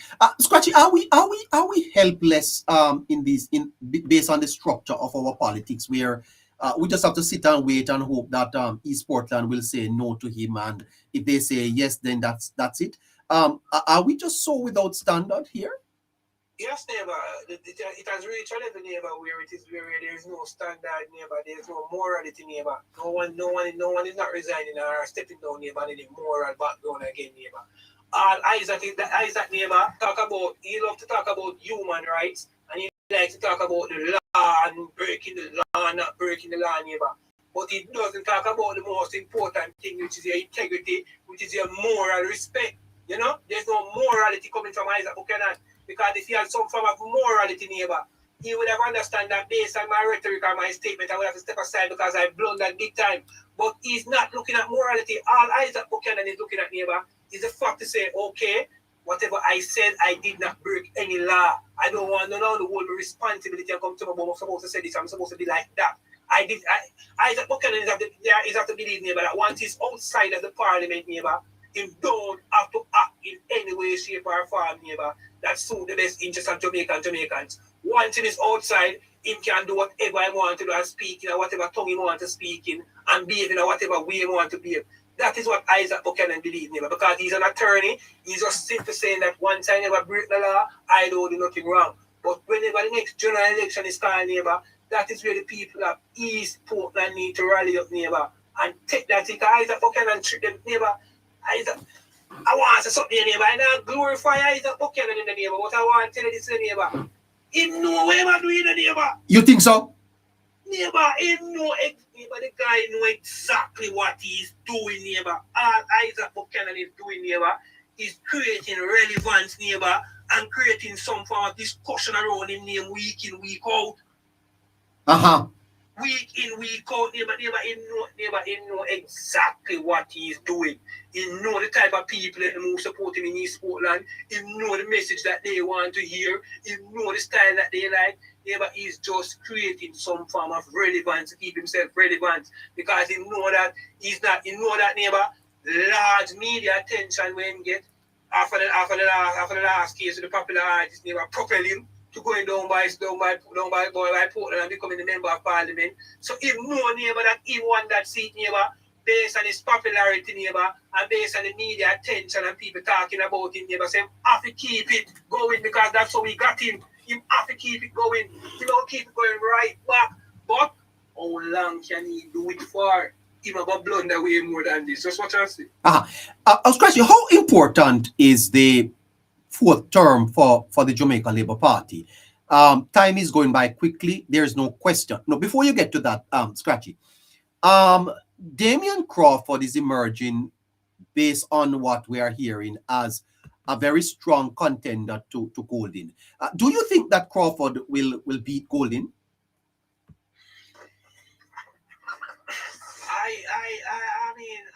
I'm still giving Mark Golden the edge, neighbor, going into this runoff, neighbor. And my reason for saying that, neighbor, is that despite everything, neighbor, when you look at the People's National Party, this is coming from a People's National Party standpoint, how they are looking at it, neighbor. How the People's National Party organization operates, neighbor, how the People's National Party run, neighbor, is totally different from the Jamaica Labour Party. The People's National Party, neighbor, running away, neighbor, where whosoever is the leader of that party, neighbor, must be able to can hold some form of to hold the party to a certain level, neighbor, and can bring the party to a certain level. I am not saying that Damian Crawford, neighbor, cannot do it, neighbor, but I think the single thing that Damian Crawford have going against him, neighbor, he might have a lot of backing of the people, I mean, he have a lot of persons within the PNP, neighbor, but I don't think Damian is solid to a certain way, neighbor, where we get the backing, neighbor, of the strong financier of the PNP, neighbor. And we know that, especially neighbor, in a local, in a party election going on within a political organization, neighbor, is money going to talk on the day, you know? It's what the stronger money on the day can talk. But what about the rumors that he's been backed by some powerful members of parliament in the party that have money too? You don't think that he could overcome that? I don't think so, neighbor. And the reason why I don't think that Damian is going to defeat him, neither, neighbor, is that I believe that, neighbor, it served the position that the People's National Party is in, neighbor. Mark Gordon himself cannot leave, neither, neighbor. Cannot leave? No, he cannot afford to leave. He cannot leave, neighbor, because going into the last general election, neighbor, whatever money the People's National Party borrowed, neighbor, Mark Gordon was the guarantor for that loan, neighbor. Oh? Mark Gordon was the guarantor for that loan, neighbor. Mark Gordon was the man behind that loan, neighbor. So if Mark Gordon should step aside, neighbor, those persons don't going to wonder how their loan or how their money is going to be repaid, neighbor. So Mark Gordon, neighbor, is the one who will definitely lead in the People's National Party back into the 2030 election, neighbor. Because of the debt that they owe, the debt was signed to him, and he's a guarantor for that loan, neighbor. And have to make sure he's there in the capacity of the leader, neighbor, to maneuver whatever funding comes in the party, neighbor, and so that it can repay whatever debt the party have, neighbor. Damian Crawford, neighbor, is not in that position, neighbor. But nonetheless, neighbor, I want the challenge because I know that they're going to be fractured and they won't be ready in time, neighbor, for the next general election based on the fracture. Because one thing we know when the PNP in the neighbor is when they're ready to cuss and war with them money, neighbor, it is as ugly as sin. Ugly as sin. Scratchy, do you think that Mr. Crawford is ready for this tour? What do you think about Crawford as a person? By the way, let's take a little break here and let's take a little break. Listen to this. You just said that when the PNP hold on. Let me see if I can just turn this down. You said when the PNP starts, Scratchy. Here is something to laugh about. Hold on. Watching Jay Bryan's program this morning. Go look for your chef who dig out you. Mr. Mark Golden, sir. But I was watching Jay Bryan's program this morning. Go look for your chef who. Scratchy, why don't stay so? Yeah, but that political organization, but this is how they always go hard. They type of argument. I mean, all political parties, bloggers have all they could dispute neighbor and online. But I can definitely tell you, neighbor, that one thing with the Jamaica Labour Party blogging community, neighbor, whenever we have our disputes, neighbor, with each other, whenever we are coxing or whenever we are talking, neighbor, I can tell you, neighbor, that the rear end doesn't get involved with this no time at all, neighbor. There's no one in the Jamaica Labour Party, neighbor, who mix up in those types of Oh, Lord. in the blogging community. Well, I tell you. Blogging communities, neighbor. Because if I'm in an argument with any other blogger, neighbor, that is one thing I can't call for no Jamaica Labour Party blogger, neighbor. So, we just know, neighbor, that I feel them bang around, that I feel them fish fry, they keep. The man have a fish fry, keep. That I feel them fish fry, neighbor. But I just feel them fish fry. Yeah, let me take you back, Scrappy. I have my concerns about Crawford. I must tell you that there was a time when I would seriously think that he had the capabilities even, but in recent times, no. I have changed my opinion. What do you think about him, really, as a political operative, as a future leader of the PNP. He's always said that he wants to become prime minister. Crawford against Holness, Scratchy. How does that matchup look? I'm not much neighbor. Again, neighbor, for me, neighbor, I have seen neighbor Damien political lifespan, neighbor, coming from when Damien just came in, neighbor, and came in very promising, neighbor. Yes. Very, very promising. Promising young man. Very, very promising young man, neighbor. And even persons on the Jamaica Labour Party side like the way we speak and stuff like that, or spoke and stuff like that, neighbor.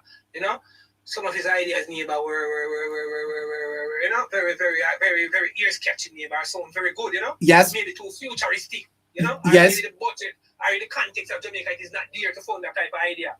But he's someone, neighbor, where, neighbor, I don't see Damien Crawford being a prime minister of Jamaica anytime soon, neighbor, or ever. And this is no disrespect. Do you think he is matured? He has matured. Do you think he's ready for this task? He's never been a minister.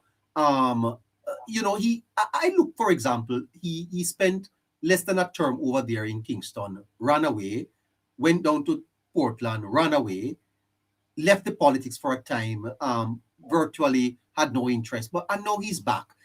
Is the PNP gambling, Scratchy? Definitely, neighbor. That's why I know that the Jamaica Labour Party will be here for a very long time, neighbor. If you look at all of the young politicians, neighbor, who came out during the time of Damien Crawford, neighbor. If you look at Damien Crawford, you look at a Fly Green, If you look at even Dayton Campbell, neighbor, has looked like he has grown more than Damien Crawford, neighbor. Damien Crawford seems to me, neighbor, that the same Damien, the same young, immature Damien, neighbor, that we have been seeing all along. I haven't seen that level of maturity in Damien, neighbor. I don't see Damien Crawford, neighbor, position himself in certain way, neighbor, where I can say, okay, I can take this guy serious, neighbor. There's going to be some form of gimmickry. There's going to be some type of trickery, neighbor. Damien Crawford, neighbor, has played out himself, neighbor. This is what I say to young politicians, neighbor. Young politicians, neighbor, when they come into the political fray, and you don't know what the next 10, 15, 20 years might say, carry yourself in a way where you can be taken seriously. And if leadership should be put forward to you, you're ready and can run with the man, can take it at the highest level, neighbor. Damien Crawford did not do that, neighbor. Damien Crawford presented himself to us as a joker, neighbor. Damien Crawford presented himself to us as a class clown, neighbor. Damien presented himself to us, neighbor, as a politician, neighbor, who Jamaicans can turn to when they want to laugh or when they want a gimmickry. That is not a prime minister, neighbor. That is not a leader, neighbor. So Damien Crawford, neighbor, blundered big time, neighbor, over his political lifespan, neighbor, of how we practice his politics, neighbor. Out there in South, in St. Andrew, where the prime minister wife is now, neighbor, he was booted from that constituency, neighbor. As I said before, never been a minister before. Doesn't understand how the executive of the government operates, neighbor. I might know it from outside, but not from an inside level. Damien, that's why I say, neighbor, that the PNP, neighbor, is so empty right now. The PNP is a shell now, neighbor. I don't see no one over the People's National Party side right now who I can say this person can be an ex-prime minister. This person can be the next prime minister, neighbor. Damien Crawford ideas, neighbor. Jamaicans like to jump at them, neighbor. You know why? Because Damien Crawford ideas are futuristics. Damien Crawford ideas, neighbors, are what you get at the end of a product, at the end. Damien Crawford is the end. Everything that Damien Crawford comes to talk about, neighbor, is how Jamaica should look when Jamaica is finished and do have nothing else to do when we're Jamaica ready. Oh? He doesn't understand, neighbor, the steps to climb to reach where he wants to go. Kind of reckless, eh? Reckless, neighbor. So when you come and say one degree to each household and stuff like that, yeah, but that is, Jamaica can afford those things, neighbor, when Jamaica is outside of where we are right now, neighbor. When we are out of this wilderness that we are in right now, neighbor, when we're in a better financial position. So, Damien ideas, neighbors, are so futuristic, neighbor, and they doesn't fit within the context of where Jamaica is right now in terms of our economy and our ability to spend on certain things, neighbor.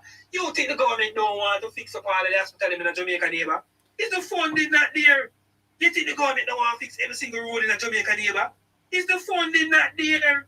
So everybody can talk about this and what government need to do and what government must do. Neighbor, there's a lot of things in Jamaica that the government must do, neighbor.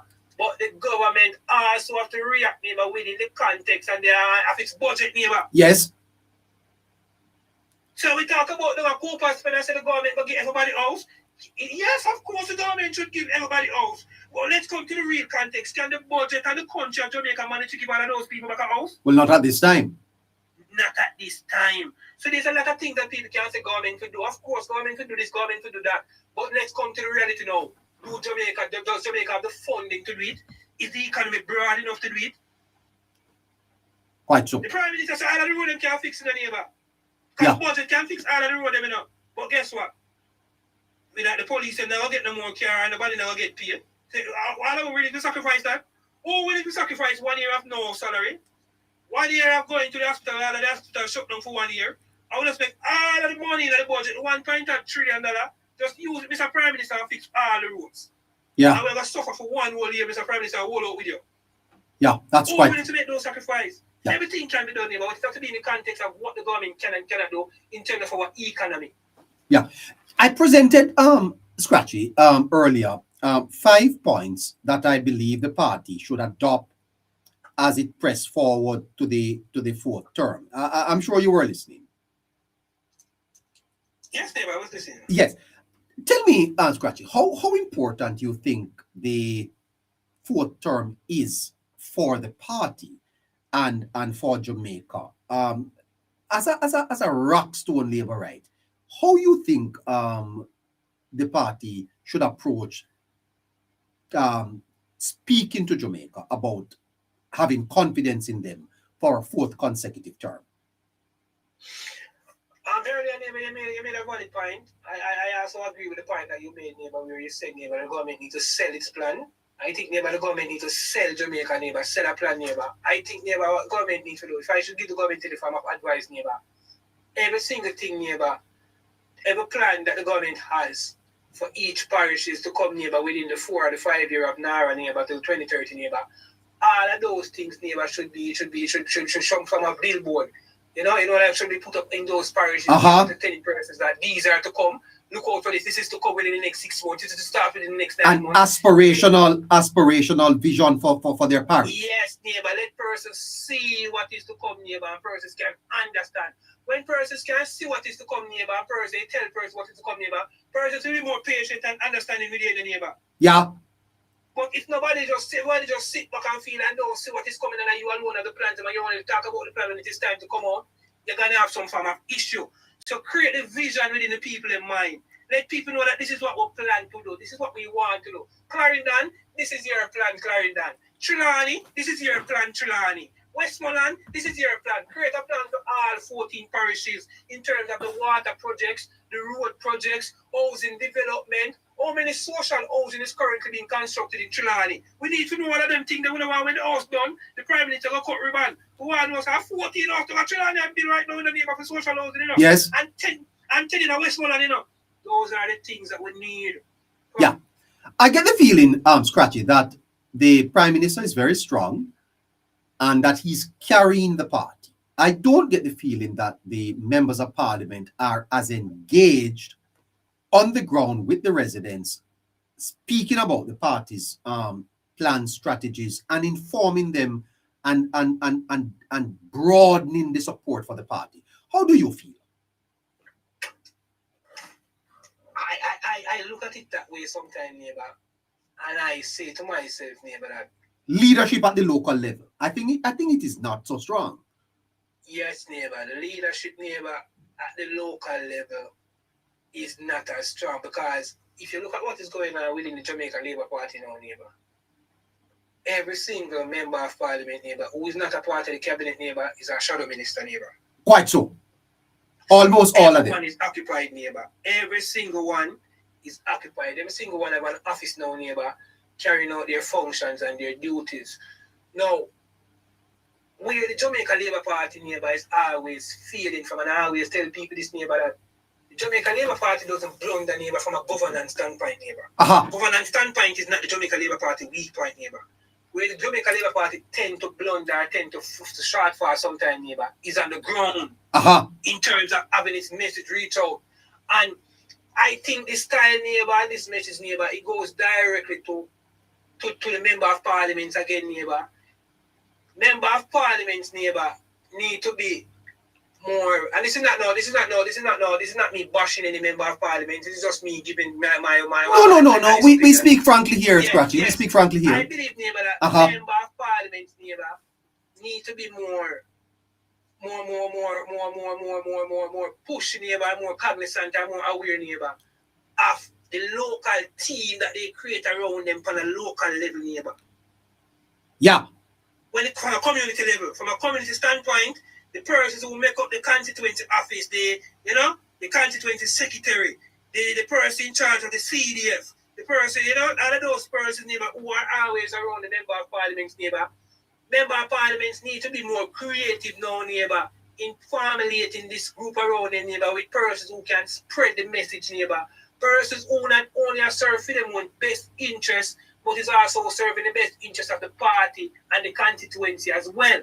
That is what, because in these positions, neighbor, we find that a lot of these persons who are very close-knit to the member of parliament, neighbor, a lot of times, neighbor, these persons are just serving their own best interest, It's only when at election time they serve the party interest, You are agreeing with me, Scratchy, that the fourth term for Jamaica may be even more important than the third term, because the fourth term locks in the progress. Correct?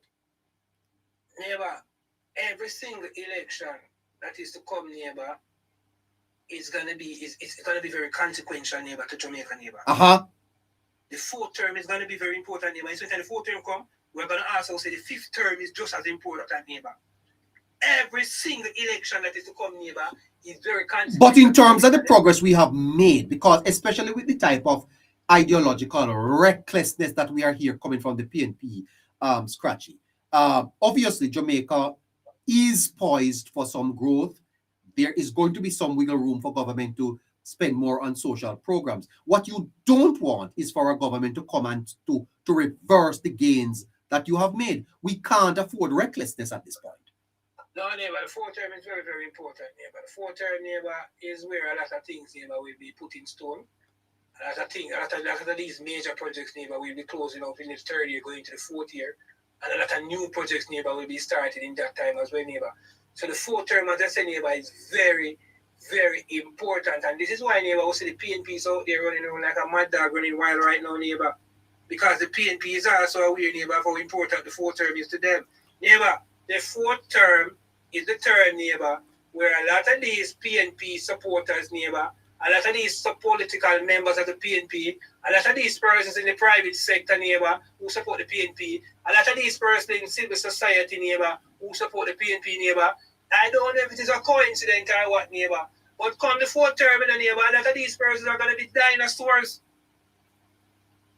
Wow. A lot of them are going to be dinosaurs, and I'm not calling down bad health on anyone, neighbor, but arthritis and all type of arthritis is going to prevent them from moving around and talk up their mouth.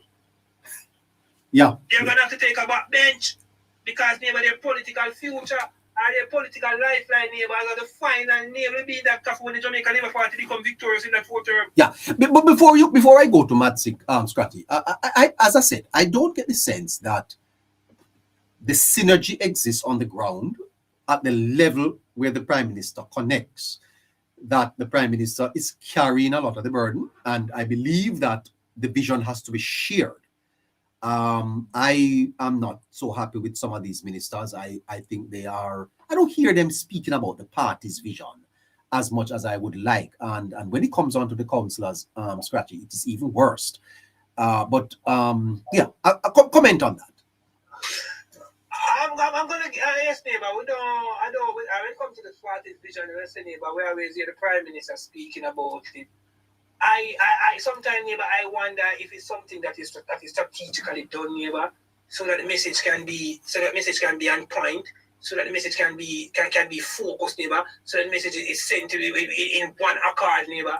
It's sent with one vocal, or it's sent in a way where it is coming directly from this person's, neighbor. So you understand everything more than you have 15, 20 person saying something, and then they occur some form of where the person got the last information. Some person might don't understand what this person means by what the next person will say. So they know that the contradicting can happen. So I don't know if it is a strategic move by the Jamaica Labour Party neighbor, where the Prime Minister already said the Prime Minister is the best communicator in the party neighbor. There's no one in the Jamaica Labour Party who can communicate better than the Prime Minister. Let's get that straight. No one in the Jamaica Labour Party neighbor has the ability neighbor to command Jamaican neighbor and Jamaican neighbor with his speaking neighbor and get a listening ears. So I think neighbor that they have given him that role. And I think that is a part of his role as the party leader neighbor. To be the one neighbor who whenever he goes before this function and neighbor, because he's gonna get more media coverage than everybody else. Neighbor. He's gonna get more the highlighted media coverage. So I think they strategically chose it that way, neighbor, for the message to be on point, and for the message to be sent with one accord, and for the message to be said that yes, this is the message of the Jamaica Labour Party carried by our Prime Minister and leader, Andrew Michael Wallace. Thank you so much. Hold on there for me, Scratchy. Cheryl Rob, before I go to Matsik, good night to you. 10 minutes to 10 o'clock. Cheryl Rob. Well, I wonder what Robin she's happening there with. Let Matsik loose. Matsik, good evening to you. Good evening to your neighbor. How are you, sir? I'm not doing bad. Great. God is great. Pick it up. I'm sure you've been listening. What you have to say? Yeah. Muamfi start off back from the inception when we had discussed the Buchanan issue. Yes. Let me try to see if we can give a psychological view. Okay. Or preview of what's happening with the mindset of the PNP. And let us look. When Buchanan talk about chop the line, we ought to know that, in Jamaica, there's a large section of Jamaica that benefits from the illicit scamming. From scamming? Yes. So what happens is this.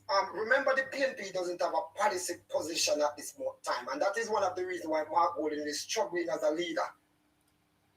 Because this party, the members of parliament, are the people that are within or around the party, doesn't see the party heading in a direction that we can argue a positive message. And the negative message that they are putting out is getting a bashing. As it drop, it doesn't take, it's been extinguished. Yes. So he's having a tussle and a hassle. So when he comes and talk about socialism, democratic socialism, he's also know that there's a section of Jamaica that knows that they benefit from that also, just like illicit scamming. Psychologically, let's just look at it. It's a benefit for a section of people because they are lack of policy, they are trying to target. Does that make sense? It makes sense. Mm-hmm.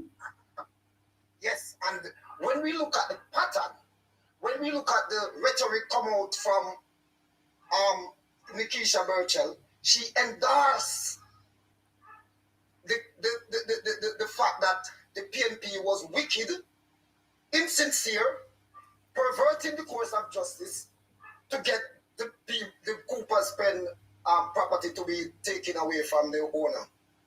Look at it. So the PNP keep up the antics as they go along because the policy, and these are the people that support Mark Golding, or is in his corner. Because there is a section of it that is very quiet. Dayton Campbell, Damian Crawford, Dwayne Vaz, and we can go on and on. Even Angela Brownberg now, we don't hear she has said nothing. Think about it. Let us think about it. So there is a section of the party that is pulling away from Mark and Scratchy said. That is the internal fight. There is a lack of vision for the party position and its direction. The people in the party are complaining. Conspiracy in the party to try to get rid of Mark. But Mark will not go on anywhere. Mark will remain as the leader. You think so? Because Mark, let me tell you why. PNP, and I hate to say this because it sounds as if I diss me people in Jamaica because I've got a lot of PNP friends that me and them go outside of politics, I even in politics. They are gluttonous. Once they see that brown envelope and now which one fatter, and that's how they vote about. I remembered when I voted for Andrew Honest to remain as the party leader when there was a challenge after I lost the 2011 election. I voted based on the principle that Edward Siaga want to lead the party in a direction. And this man, we have always spoken of it as labor right. Whether we didn't know he go so or not. But on the ground, we always say, Siaga choose Andrew to be the next leader if Bruce step down. We always had that. So based on that principle and the person who is Siaga and the vision that he have, his presentation that he made in every budget debate, which have always been classified as the best, better than the present finance minister and the present government who are governed at any time, and never been voted into power. Me have to say, this man is the man. And what he have done to rescue Jamaica after it have lost its sovereignty, when it was brought back in the hands of the IMF after we just gained independence, 15 years before. A 15-year-old young man did suffer from strokes, high depression, kidney disease, and all the chronic illnesses just because of bad medicine by the socialist regime in Michael Manley.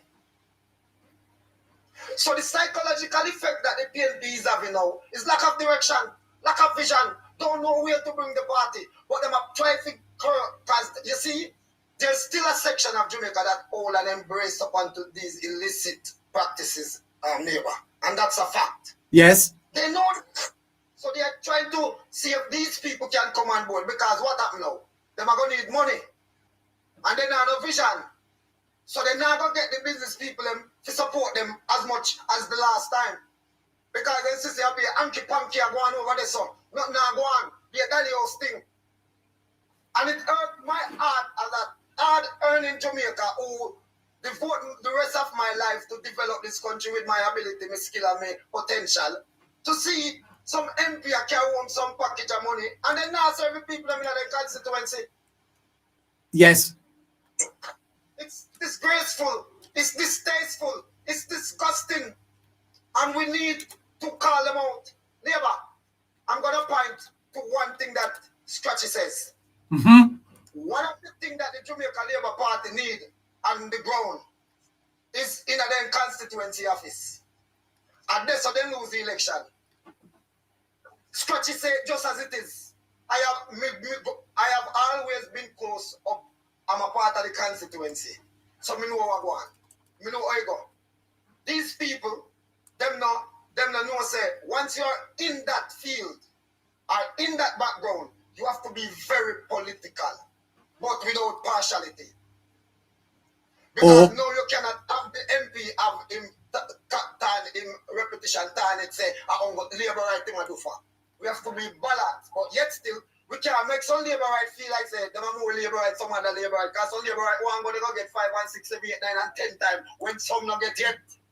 And the people in the office, I feel them up, because them bully them, or cuss them, or them afraid of them, or them best friend. Come, let's put the call it what it is. Scratchy said, neighbor, these are the things that the Labour Party need to look into to win the 4th term. Because you see what PNP do, them not no chance, you know. But we don't go and win. We want to make other constituencies benefit from the winning. Because when PNP win the constituency, the people have no benefit, neighbor. I'm telling you, they don't benefit. I'm going to give you one example. We are talking about socialism. And I want the people in the constituency that is represented by the PNP to look if this is something that the PNP is secretly inserting. Let us look at our community center to see if private people operate business in them. Let us look at the government agency if they have been used to serve people rather than to give to them cronies to run business. Neighbor, and that me see a one in the Southeast St. Mary.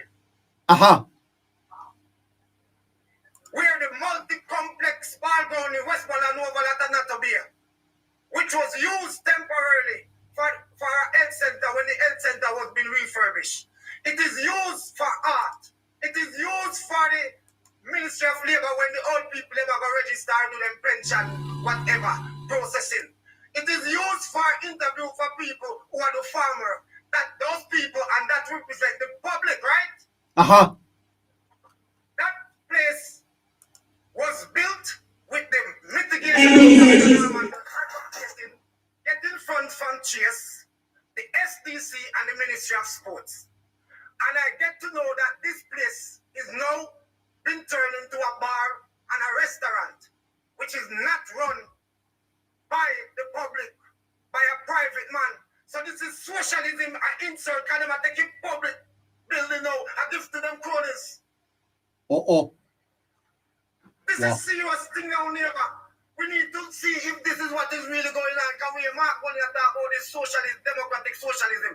Is it something that they are secretly doing to try to appease them fund that thinks that through they are in power, the resource that is belong to the government belong to PNP? Make we talk. What is this? Just ask a question. It's a serious question to ask. Yeah, let me try and see if we can clear the box. Let me try and see if we can clear the box and come back to you. Hold on there for me. All right. Let's see who we have now. Henry D. 10 o'clock. Henry D. No. Arthnell Williams. Williams. No. Dorothy. Dorothy. Yeah. Dorothy. Flower Joy? No. Gigi, go ahead. Good night, neighbor. Good night, man. How you doing? To you and your viewers. Yes. Hi. Go ahead. You know, some week back I came on the program and I had mentioned to you that leopard don't change them spots. And it has shown it said these people are socialists.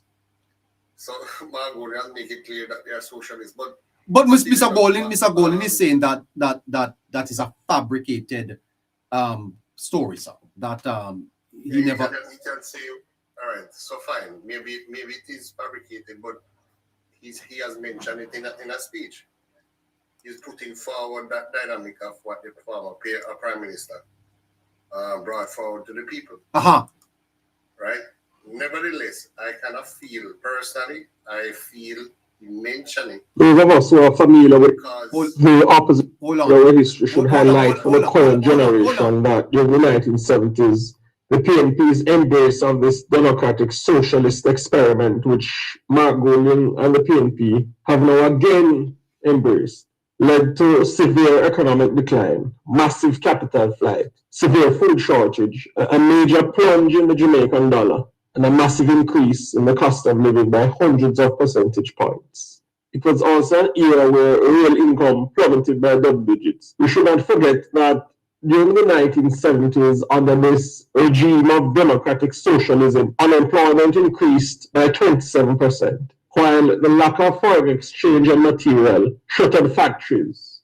The policies caused severe energy blackouts and caused empty supermarket shelves, leading to public rationing of food and spiraling tension on the streets of Jamaica over the same food shortage.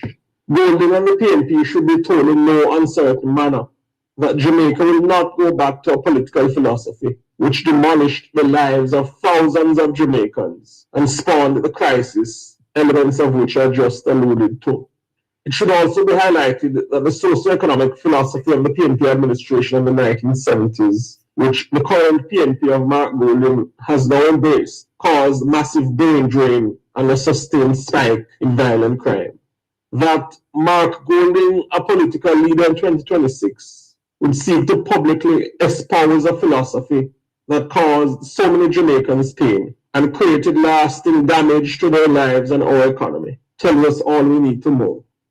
It tells us that Golding and the PNP cannot be trusted to manage Jamaica's economy, an economy which this administration of Prime Minister Dr. Andrew Holness has been able to maintain some level of stability and critically avoid cataclysmic socio-economic crisis despite the occurrence of major external shocks, including those caused by COVID-19, wars in Europe and the Middle East, and hurricanes Beryl and Melissa. What Jamaica needs now is not democratic socialism. We need continued economic stability and the environment which is conducive to resurgence, which have been carefully cultivated by the Holness administration, which has uppermost among its policies a a focus on making better the lives of the Jamaican people across all sectors. It bears noting as well that our policies show particular sensitivity to not creating pain for the masses, but cultivating a set of circumstances where the poor and dispossessed are able to prosper and are given the opportunity to bolster their standard of living in a significant way. Those of us who are familiar with our history should highlight for the current generation that during the 1970s, those of us who are... All right, there you have it. Gigi, the Jamaica Labour Party responded to Golden. But Golden is saying, no, the Gleaner misrepresented what he was saying. You are saying that the fact that Golden mentions it, he has to take responsibility for it, eh? Exactly so, neighbor. Just to give you a chance, just to also mention, those are parts that they plan to go, because you remember the suggestion of not paying down the debt and giving money to people. That's a socialist policy. So they are not far from their policy. They have highlighted it in numerous ways. Yes, sir. But he's breaking up. I'm not hearing him so well at all. I'm not hearing you at all, Gigi. Producer, are the listeners hearing me? Because I am not hearing him. Yes, we're hearing you clearly, Abel. But you're not hearing Gigi? No, not at the moment. Okay. Yeah, man, I hear him. Okay. Cleon Spence, go ahead, because Gigi's gone. Go ahead. Well, I'll pick up for what GC there, because basically, we must have paid down the debt. Look, remember the debt to DD was 141%. Now, it down to 70, right? 78% of trust. Debt to GDP, not true. Well, I don't know. I think it was scheduled to be about below 65%, but it's gone back up since the hurricane. No, I don't think it go up that much, you know. It's yeah. Well, we have taken on some debt, so it is incrementally going up. Eh? Yes, but instead of stop paying on debt and just keep even more, that's a socialist policy.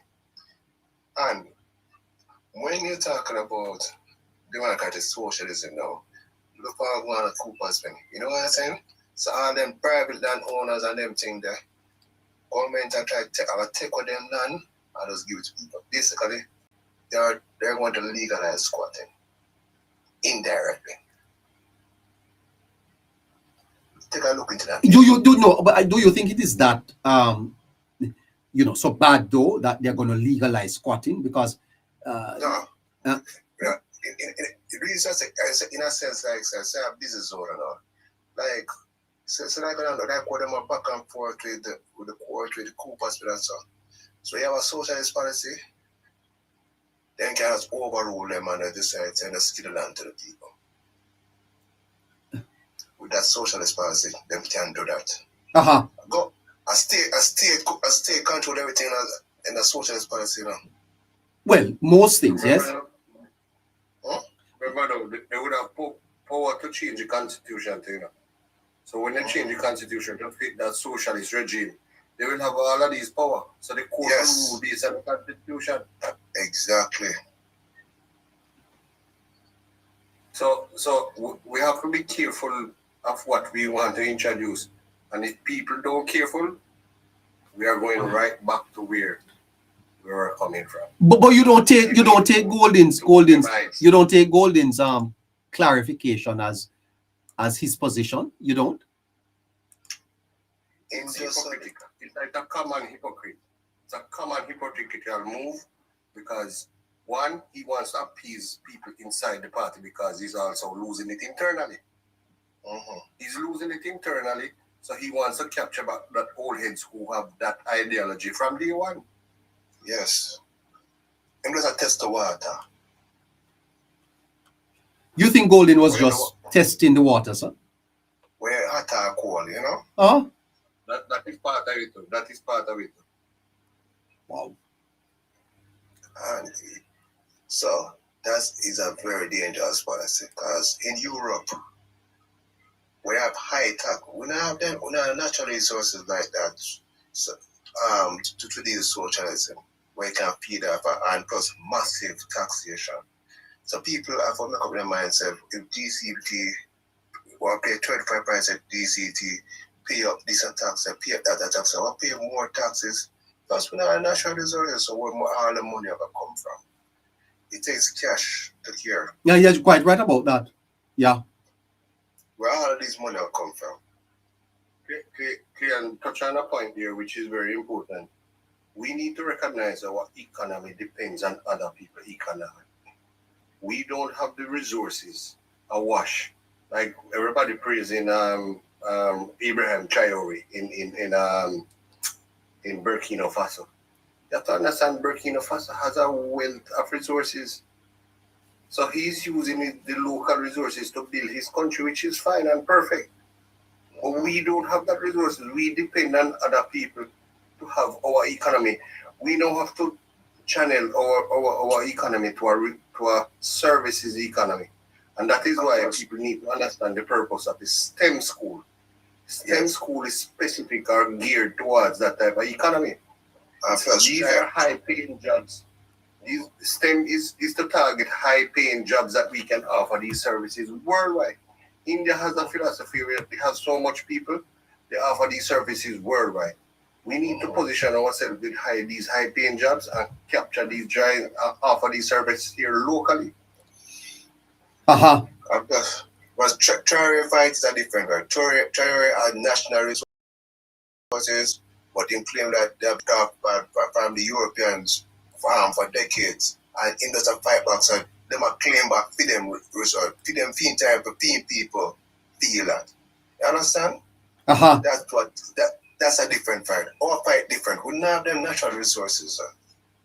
We don't have them natural resources for feed our people. How do you think, Cleon, that the government is positioning itself for a fourth term? This is a political show. Tell me about the Labour Party's prospect for a fourth term. How it look? Well, honestly, the Naira is going to be a game changer, and plus that after getting full effect. That's for one. And two, they just have a continued with innovative ways to make people's lives better and so on. And once people see that in a daily basis, once they see things happening, tangible things happening, yeah, surely they'll get a fourth term. They'll get one. And yes, and plus them on that track. Okay. I still believe that there needs to be some aggression from a local perspective.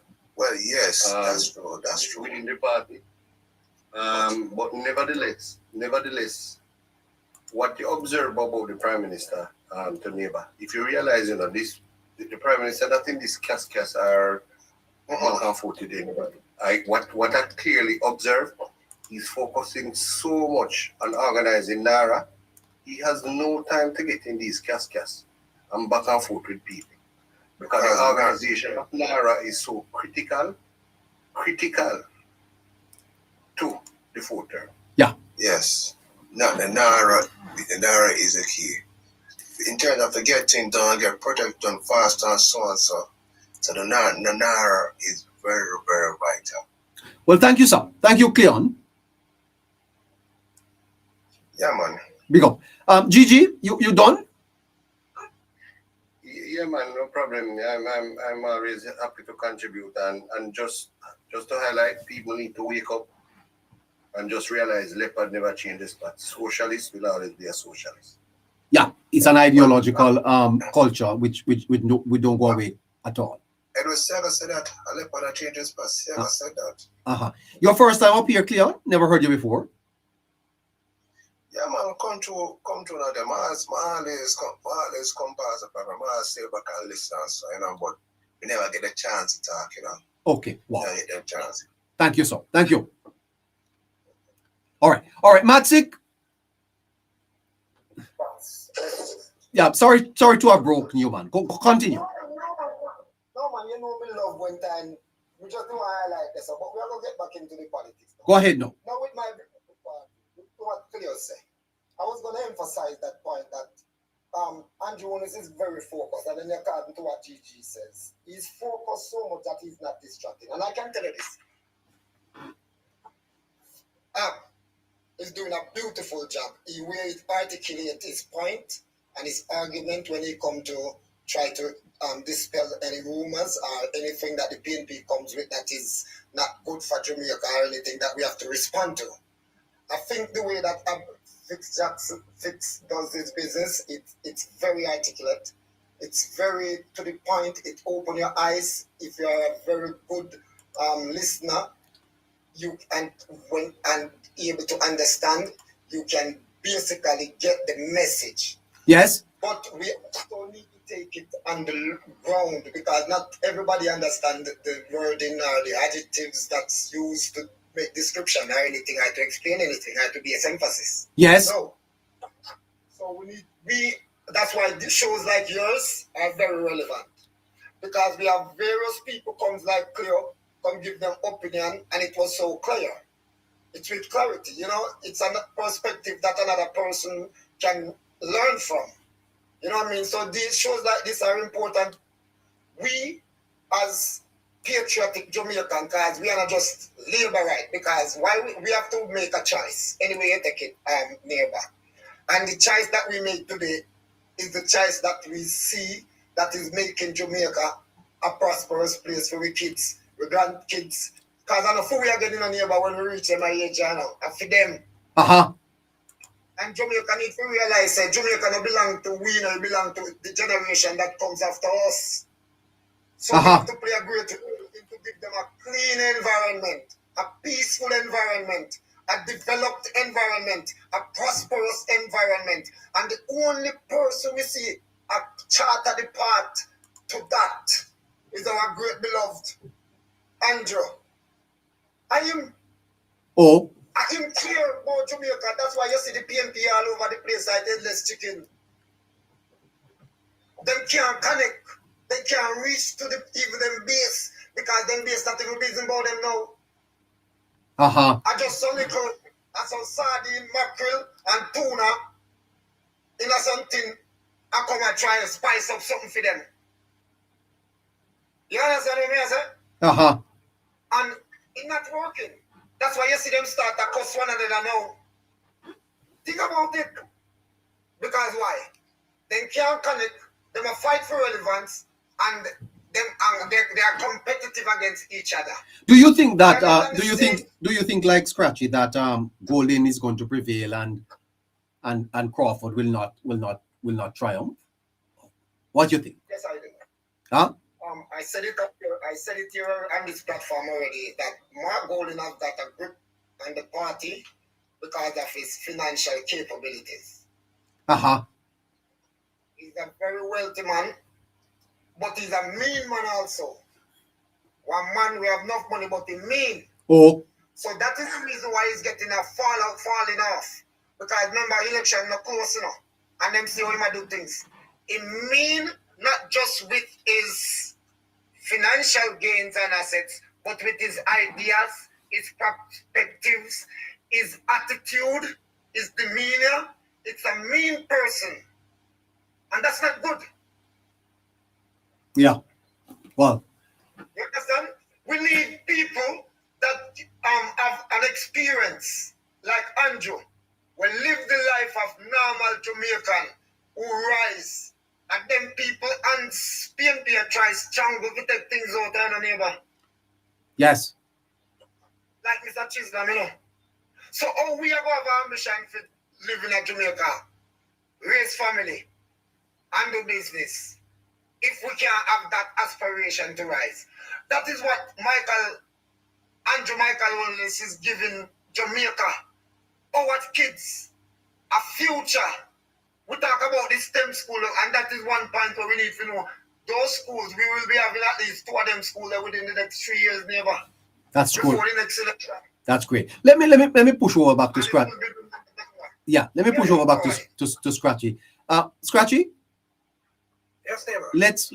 Let's see if we can sum up tonight's broadcast and head on home. So at the heart of tonight's program, Scratchy, is an opposition leader who has to, in my view, backtrack on a policy that he would have gotten into a lot of problems. As a matter of fact, it probably would have been the death of the PNP at the next election if they pressed on with this democratic socialism nonsense. Not true?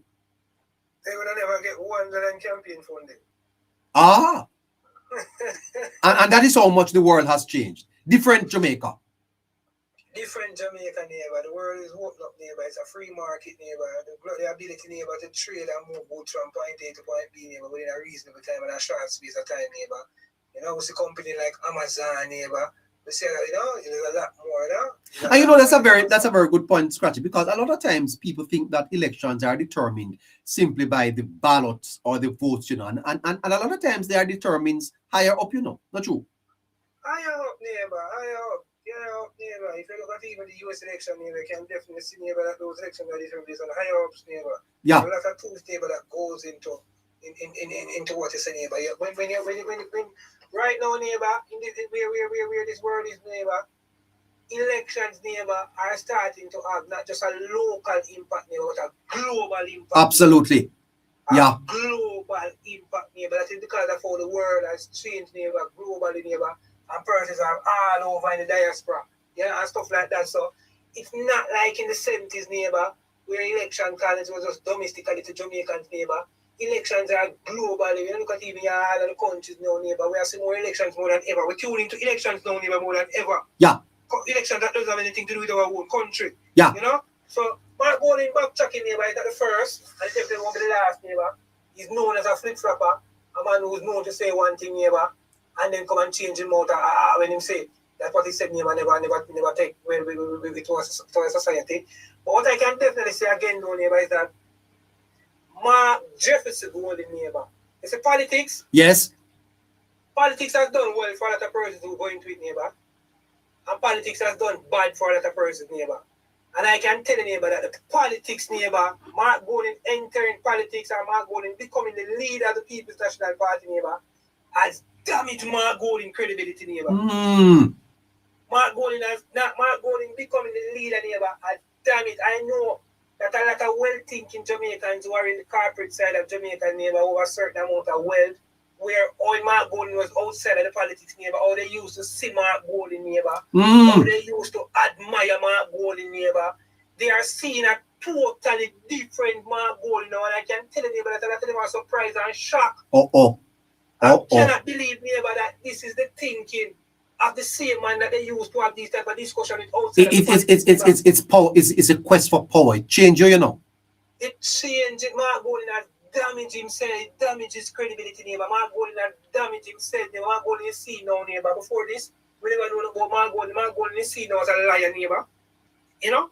Mark Golden is seen as a liar. Mark Golden is seen as a man, neighbor, who will come and pull on platforms, neighbor, and talk things that is not true. Mark Golden is seen as someone, neighbor, who say one thing and then flip-flop. Mark Golden, neighbor, is making some decisions, neighbor, and pushing some policies, neighbor, that are not in the best interest of the advancement of Jamaica. So, neighbor, I can tell you that a lot of persons who know Mark Golden personally, or who had the opportunity to speak with Mark Golden when he was in the leader of the opposition, neighbor, they are seeing a total different Mark Golden. And I can tell you, neighbor, that they are shocked, neighbor, and cannot believe that this is the Mark Golden who them with all at such high regard, neighbor. And say he is the best corporate lawyer in the country. He is the best this, he is the best that. And they can't believe that it's this man, neighbor, spewing these type of things, neighbor, across the length and breadth of Jamaica. He has damaged himself politically, neighbor. Fantastic. Damage. Yeah. Irreparable damage. Hold on. I have more than almost 300 people watching us on X. And I want to say to them, welcome. Thank you so much for tuning in to Politics Matter Jamaica. This is the Hello Neighbor Show with your neighbor, Caroline. Scratchy is with us tonight also. Welcome. Thank you for tuning in. Share the live. Be back with us tomorrow. We come on at 7 o'clock.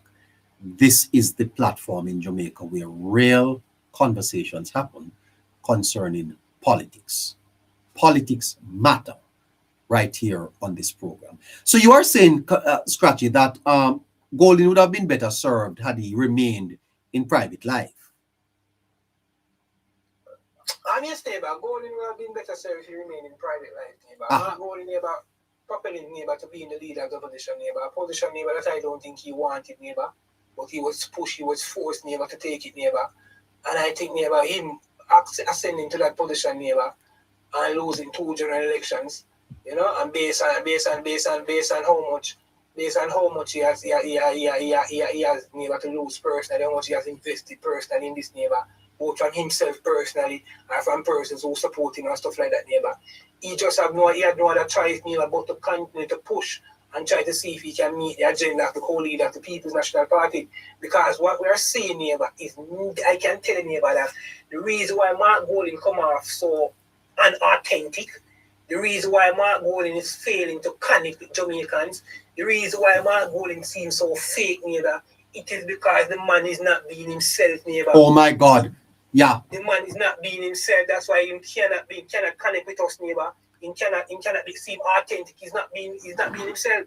Mark Golding, neighbor, is dear in his own flesh and blood as Mark Golding, neighbor. But in his thinking and the message that he is spewing, neighbor, he is not Mark Golding, neighbor. He's pushing someone else's message. He's pushing his co-leader beside him message, neighbor. This is not the best of Mark Golding, I can tell you that. Neighbor. Not the best of Golding at all. This is not the message of Mark Golding, neighbor. That's why I don't seem real. That's why I don't seem authentic.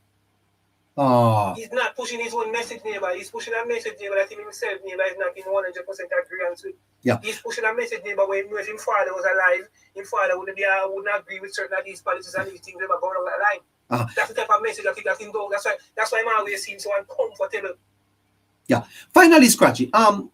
Wholeness. Looking on from the other side. Wholeness is the man in charge. And I've always had the feeling that somehow I think Jamaicans are not appreciating the value of this man, Wholeness, the stability he offers Jamaica, especially in these uncertain times. We would be well advised to lend him more support so that he can continue to press forward with the transformation of Jamaica, Scratchy. So Jamaicans, they are, all of us as Jamaicans, we have this thing, neighbor, where we take some things for granted. You know, we take some things, neighbor, in some light way. But if we really have a moment and just kick back, if you ever drink your life, if you smoke, if you drink, neighbor, and really look at where Jamaica is coming from to where Jamaica is now. Compare Wholeness, neighbor, compared to every single prime minister in Jamaica, past prime minister in Jamaica, whether they want to be PNP or JLP. Compare Mr. Wholeness to them and really look and see what Mr. Wholeness has done for Jamaica, neighbor, in 10 years, neighbor. Yeah. In 10 years, what Andrew Michael Wholeness has done across the length and breadth of Jamaica, neighbor. It is unimaginable, neighbor. It is something that we should get up, neighbor, and sing praises to this man, neighbor. But instead we bash him, we talk bad about him, then try to bring him down, neighbor, because what? He's doing, neighbor, some things that we have never seen before. And what I admire most about Andrew Michael Wholeness, neighbor, is that what he is doing, neighbor, is tangible stuff, neighbor. Things that I can touch, things that I can see, things that I can feel, things that I can directly benefit from. Because if I drive on the road, I can't see the road never built. If I drive on the bridge, I can't. Never go across the length and breadth of Jamaica. Look at Tri Bridge before, and you look at Tri Bridge now. And you can tell me if Andrew Wholeness is working, neighbor. Every single piece of project that Andrew Wholeness put him hands on, neighbor, from a government standpoint, neighbor, it is being done, neighbor, in a way, neighbor, that we have never seen before. It is way more advanced. It look way more durability. It's stronger. It got more durability, neighbor. It more resilient, neighbor, to natural resources like hurricane, rain, or whatever. Neighbor, Andrew Michael Wholeness, neighbor. If we should have Andrew Michael Wholeness in government, neighbor, for the next 10 to 15 years, neighbor, Jamaica is going to change drastically, neighbor. And the parents who live in Jamaica can't see it, neighbor. It's only down there, neighbor. They can't see it. They are blinded, neighbor. Because by their politics. Yes, because you have a next man that they say, no, go on. and you're buying to them and the vision, and you're buying to them and the tax, and go on, neighbor. But why you think every single person who reside overseas, who continue to travel back to Jamaica, keep saying, whoa, Jamaica turn first world country, we can't believe if we move go back home. You know, people want to go back home right now more than ever, you know. Yeah. People want to go back home right now that if neighbor Andrew Michael, honest neighbor, is one of the best things happened to Jamaica in the last 10 years, neighbor, as Prime Minister. I can definitely tell every single Jamaican. All of us should be proud, neighbor, and happy that we are alive in this time to see a Prime Minister like this. And I can tell you that any other Prime Minister name who used to call about him build house, about them to this neighbor, Andrew Michael, honest neighbor, will be calling in Jamaica, neighbor, as long as there is a Jamaica going forward, neighbor. This name can't rub out, it can't hide, them can't. Neighbor, Andrew Michael was going to be the biggest political figure in Jamaica with him done. Wow, fantastic, eh? I tell you. Well, Scratchy, thank you so much, man. Thank you for hanging down with us tonight. Take good care of yourself. Blessed night, man. Caroline, no flow, man sick, no flow. Big up yourself. What a fantastic show. This is something else. This is something else. Matsik, you have the final word. Go ahead, sir. A boom. It's a boom. Yeah, boom. When Scratchy said, I'm a person who I think a lot, you know. And when he says that the opposition leader has destroyed its credibility upon becoming the leader of the party. That's a massive statement. That's a big statement. A big statement that, you know, man. A big statement. Big statement. Yeah. Big statement. Yeah. When him said, me have to say, yo, I watch Scratchy fight that, you know that is so heavy. It is heavy stuff. And it comes back to the fact that when you started when the program started, you talk about how quick how 2 days it took to respond to a fabricated allegedly. Yeah. Matsik, as I'm sitting here, I know that people would look at, I wouldn't, I know all of us need to go into representation and politics, you know. Some of us must stay in our corner and do what we're doing. Not true? Yes, true. And what Scratchy is saying that Golding would have been better served. In an office of the party or as a an minister. Yeah, correct. I was thinking about it and I said, you'd better serve as the Attorney General. Well. Mark is a technocrat, neighbor. Mark is a politician. Mark is a technocrat, not a politician. No, but despite the fact that to protect his credibility from the damage, just the argument that you're bringing about, being the leader, he damages more than when he was just was he the deputy, was the spokesman, Attorney General at the time? Minister of Justice. Minister of Justice, yes. I think, and that's why I said that's a big statement, you know, because I've never seen him being dealt with this way. Yeah. And as he said, that he's pushing someone else's agenda. And I think that's another point that Scratches made that I think that is very valid. Because he doesn't seem to be real authentic at all. Because he comes with this mixed message like somebody like he's reading from a script and he doesn't understand what is written. And then he have to go back for correction and then he come back to tell you what he want to say. You know what I'm saying? We get you. Yes. This is the type of mindset we are dealing with. It's a very childish one. It's very, very impulsive. Let's put it there. Yes. Yeah. But end where Scratchy end, Madsik, because even as we discuss others, we also need to bring into focus our own Prime Minister, because I really think he is underrated, you know. Never. That is the reason why we have had this Prime Minister being eggs, flour mix, every form of dirt, and we can name it, feces, and it goes on through nothing. Just name it. He's doing such a fantastic job. The job that he's doing, the PNP know that it can be done. It could be done, but they are not interested in empowering people, neighbor. They are interested in winning elections. So what they do, they play on the minds of Jamaicans all their political life. That's always their agenda. My God. So they bias. They try to manipulate the people because they know that they've got a set of greedy people that when they knock, they will open. In spite of the rhetoric that they goes on with right through the year, and for them it's a 9-day wonder because they know they've got a set of people in a corner. But for Andrew Holness, what he is doing, and I'm going to close with Andrew, because this is the whole meat of the matter now. Yes. Andrew Holness is doing a job that is so impeccable. Yes. I don't think for the next 100 years it will be off the minds of Jamaicans. Because you know why, neighbor? And don't tell me. A lot of people dead. A lot of people died because of bad policy. Stress and depression. Something themselves. But people are benefiting now and prosperous. There's a reason to live. So they're going to live longer to see it and talk about it. So Andrew will be there, and also the data shows that people live longer. Yes. So this will be there for a very, very long time. Andrew Holness is doing such a fantastic job. When I look at the number of people that is working, the type of vehicle that they are driving, the people that were just left for 2 years, and them in a nice work and I drive a nice vehicle already, neighbor.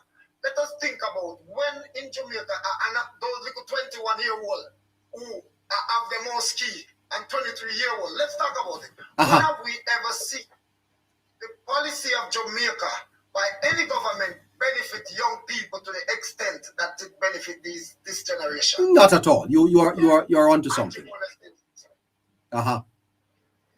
Understood that. So when we look back at it, we are seeing people at the age of 75 who never earn a formal paycheck because they have to work in their farm or hustle and bustle to make ends meet. These people won't guarantee a pension. Andrew only set up a social pension fund. And these people can be able to have something coming into them every month, which they weren't seeing labor. Wow. People are talking about this. So when we are there worrying about certain things, Andrew Holness is meeting the social need of the society. So what you said to them, sir, we have the green flag for the fourth term. We have the green flag. The substantial projects are putting it in place that people have been longing for. Yes. They might hear about water soon come. They might hear about road soon come. And that is the reason why NARA is going to pilot this process into the 4th, the 5th, and the 6th term. Because Michael Holness is undefeated. What you said to me? Undefeated because there is no image on the other side that can compare with the image of the Jamaica Labour Party. And when you look at the people that left the Jamaica Labour Party and the people that comes in the Jamaica Labour Party, yes, it is something to talk about. It is an image to behold. It is a beautiful bouquet with all different colors, beauty, sweet aroma that tantalizes the nostril and touches your soul. The Jamaica Labour Party connected. Wow! I tell you something, sir. This Jamaica Labour Party we have today, and that will be the next Jamaica Labour Party that my son will be a part of in the next 12 years. Thank you very much. That poetic. Brilliant. Deserve some roses. Can somebody send us a lion or a money gun? What a fantastic gentleman you are, sir, and wonderful show. Well, there you go. We got a money gun. Thank you for that. That deserves. As a matter of fact, why not give us 2? And that deserves more than 1. No pressure on you, producer. No pressure on you. Fantastic. What a poetic brilliance from Matzik. Well, that's all the time we have. Boy, we did so good on X tonight. X, wonderful. You were fantastic. What a show tonight. Thank you so much. We're going to be here with you again tomorrow Wednesday. Jamaican Princess, big up yourself, girl. Thank you for sealing it off. It was great. I enjoyed tonight's show. It was great. Thank you so much for your support on YouTube. Please remember to send your contributions to our Zelle account 954-635-8732. 954-635-8732. The number is going across your screen. You can support us, support the work we do. We have a lot of work to do, and we come here 7 o'clock every night, Monday to Friday, and we bring this show to you.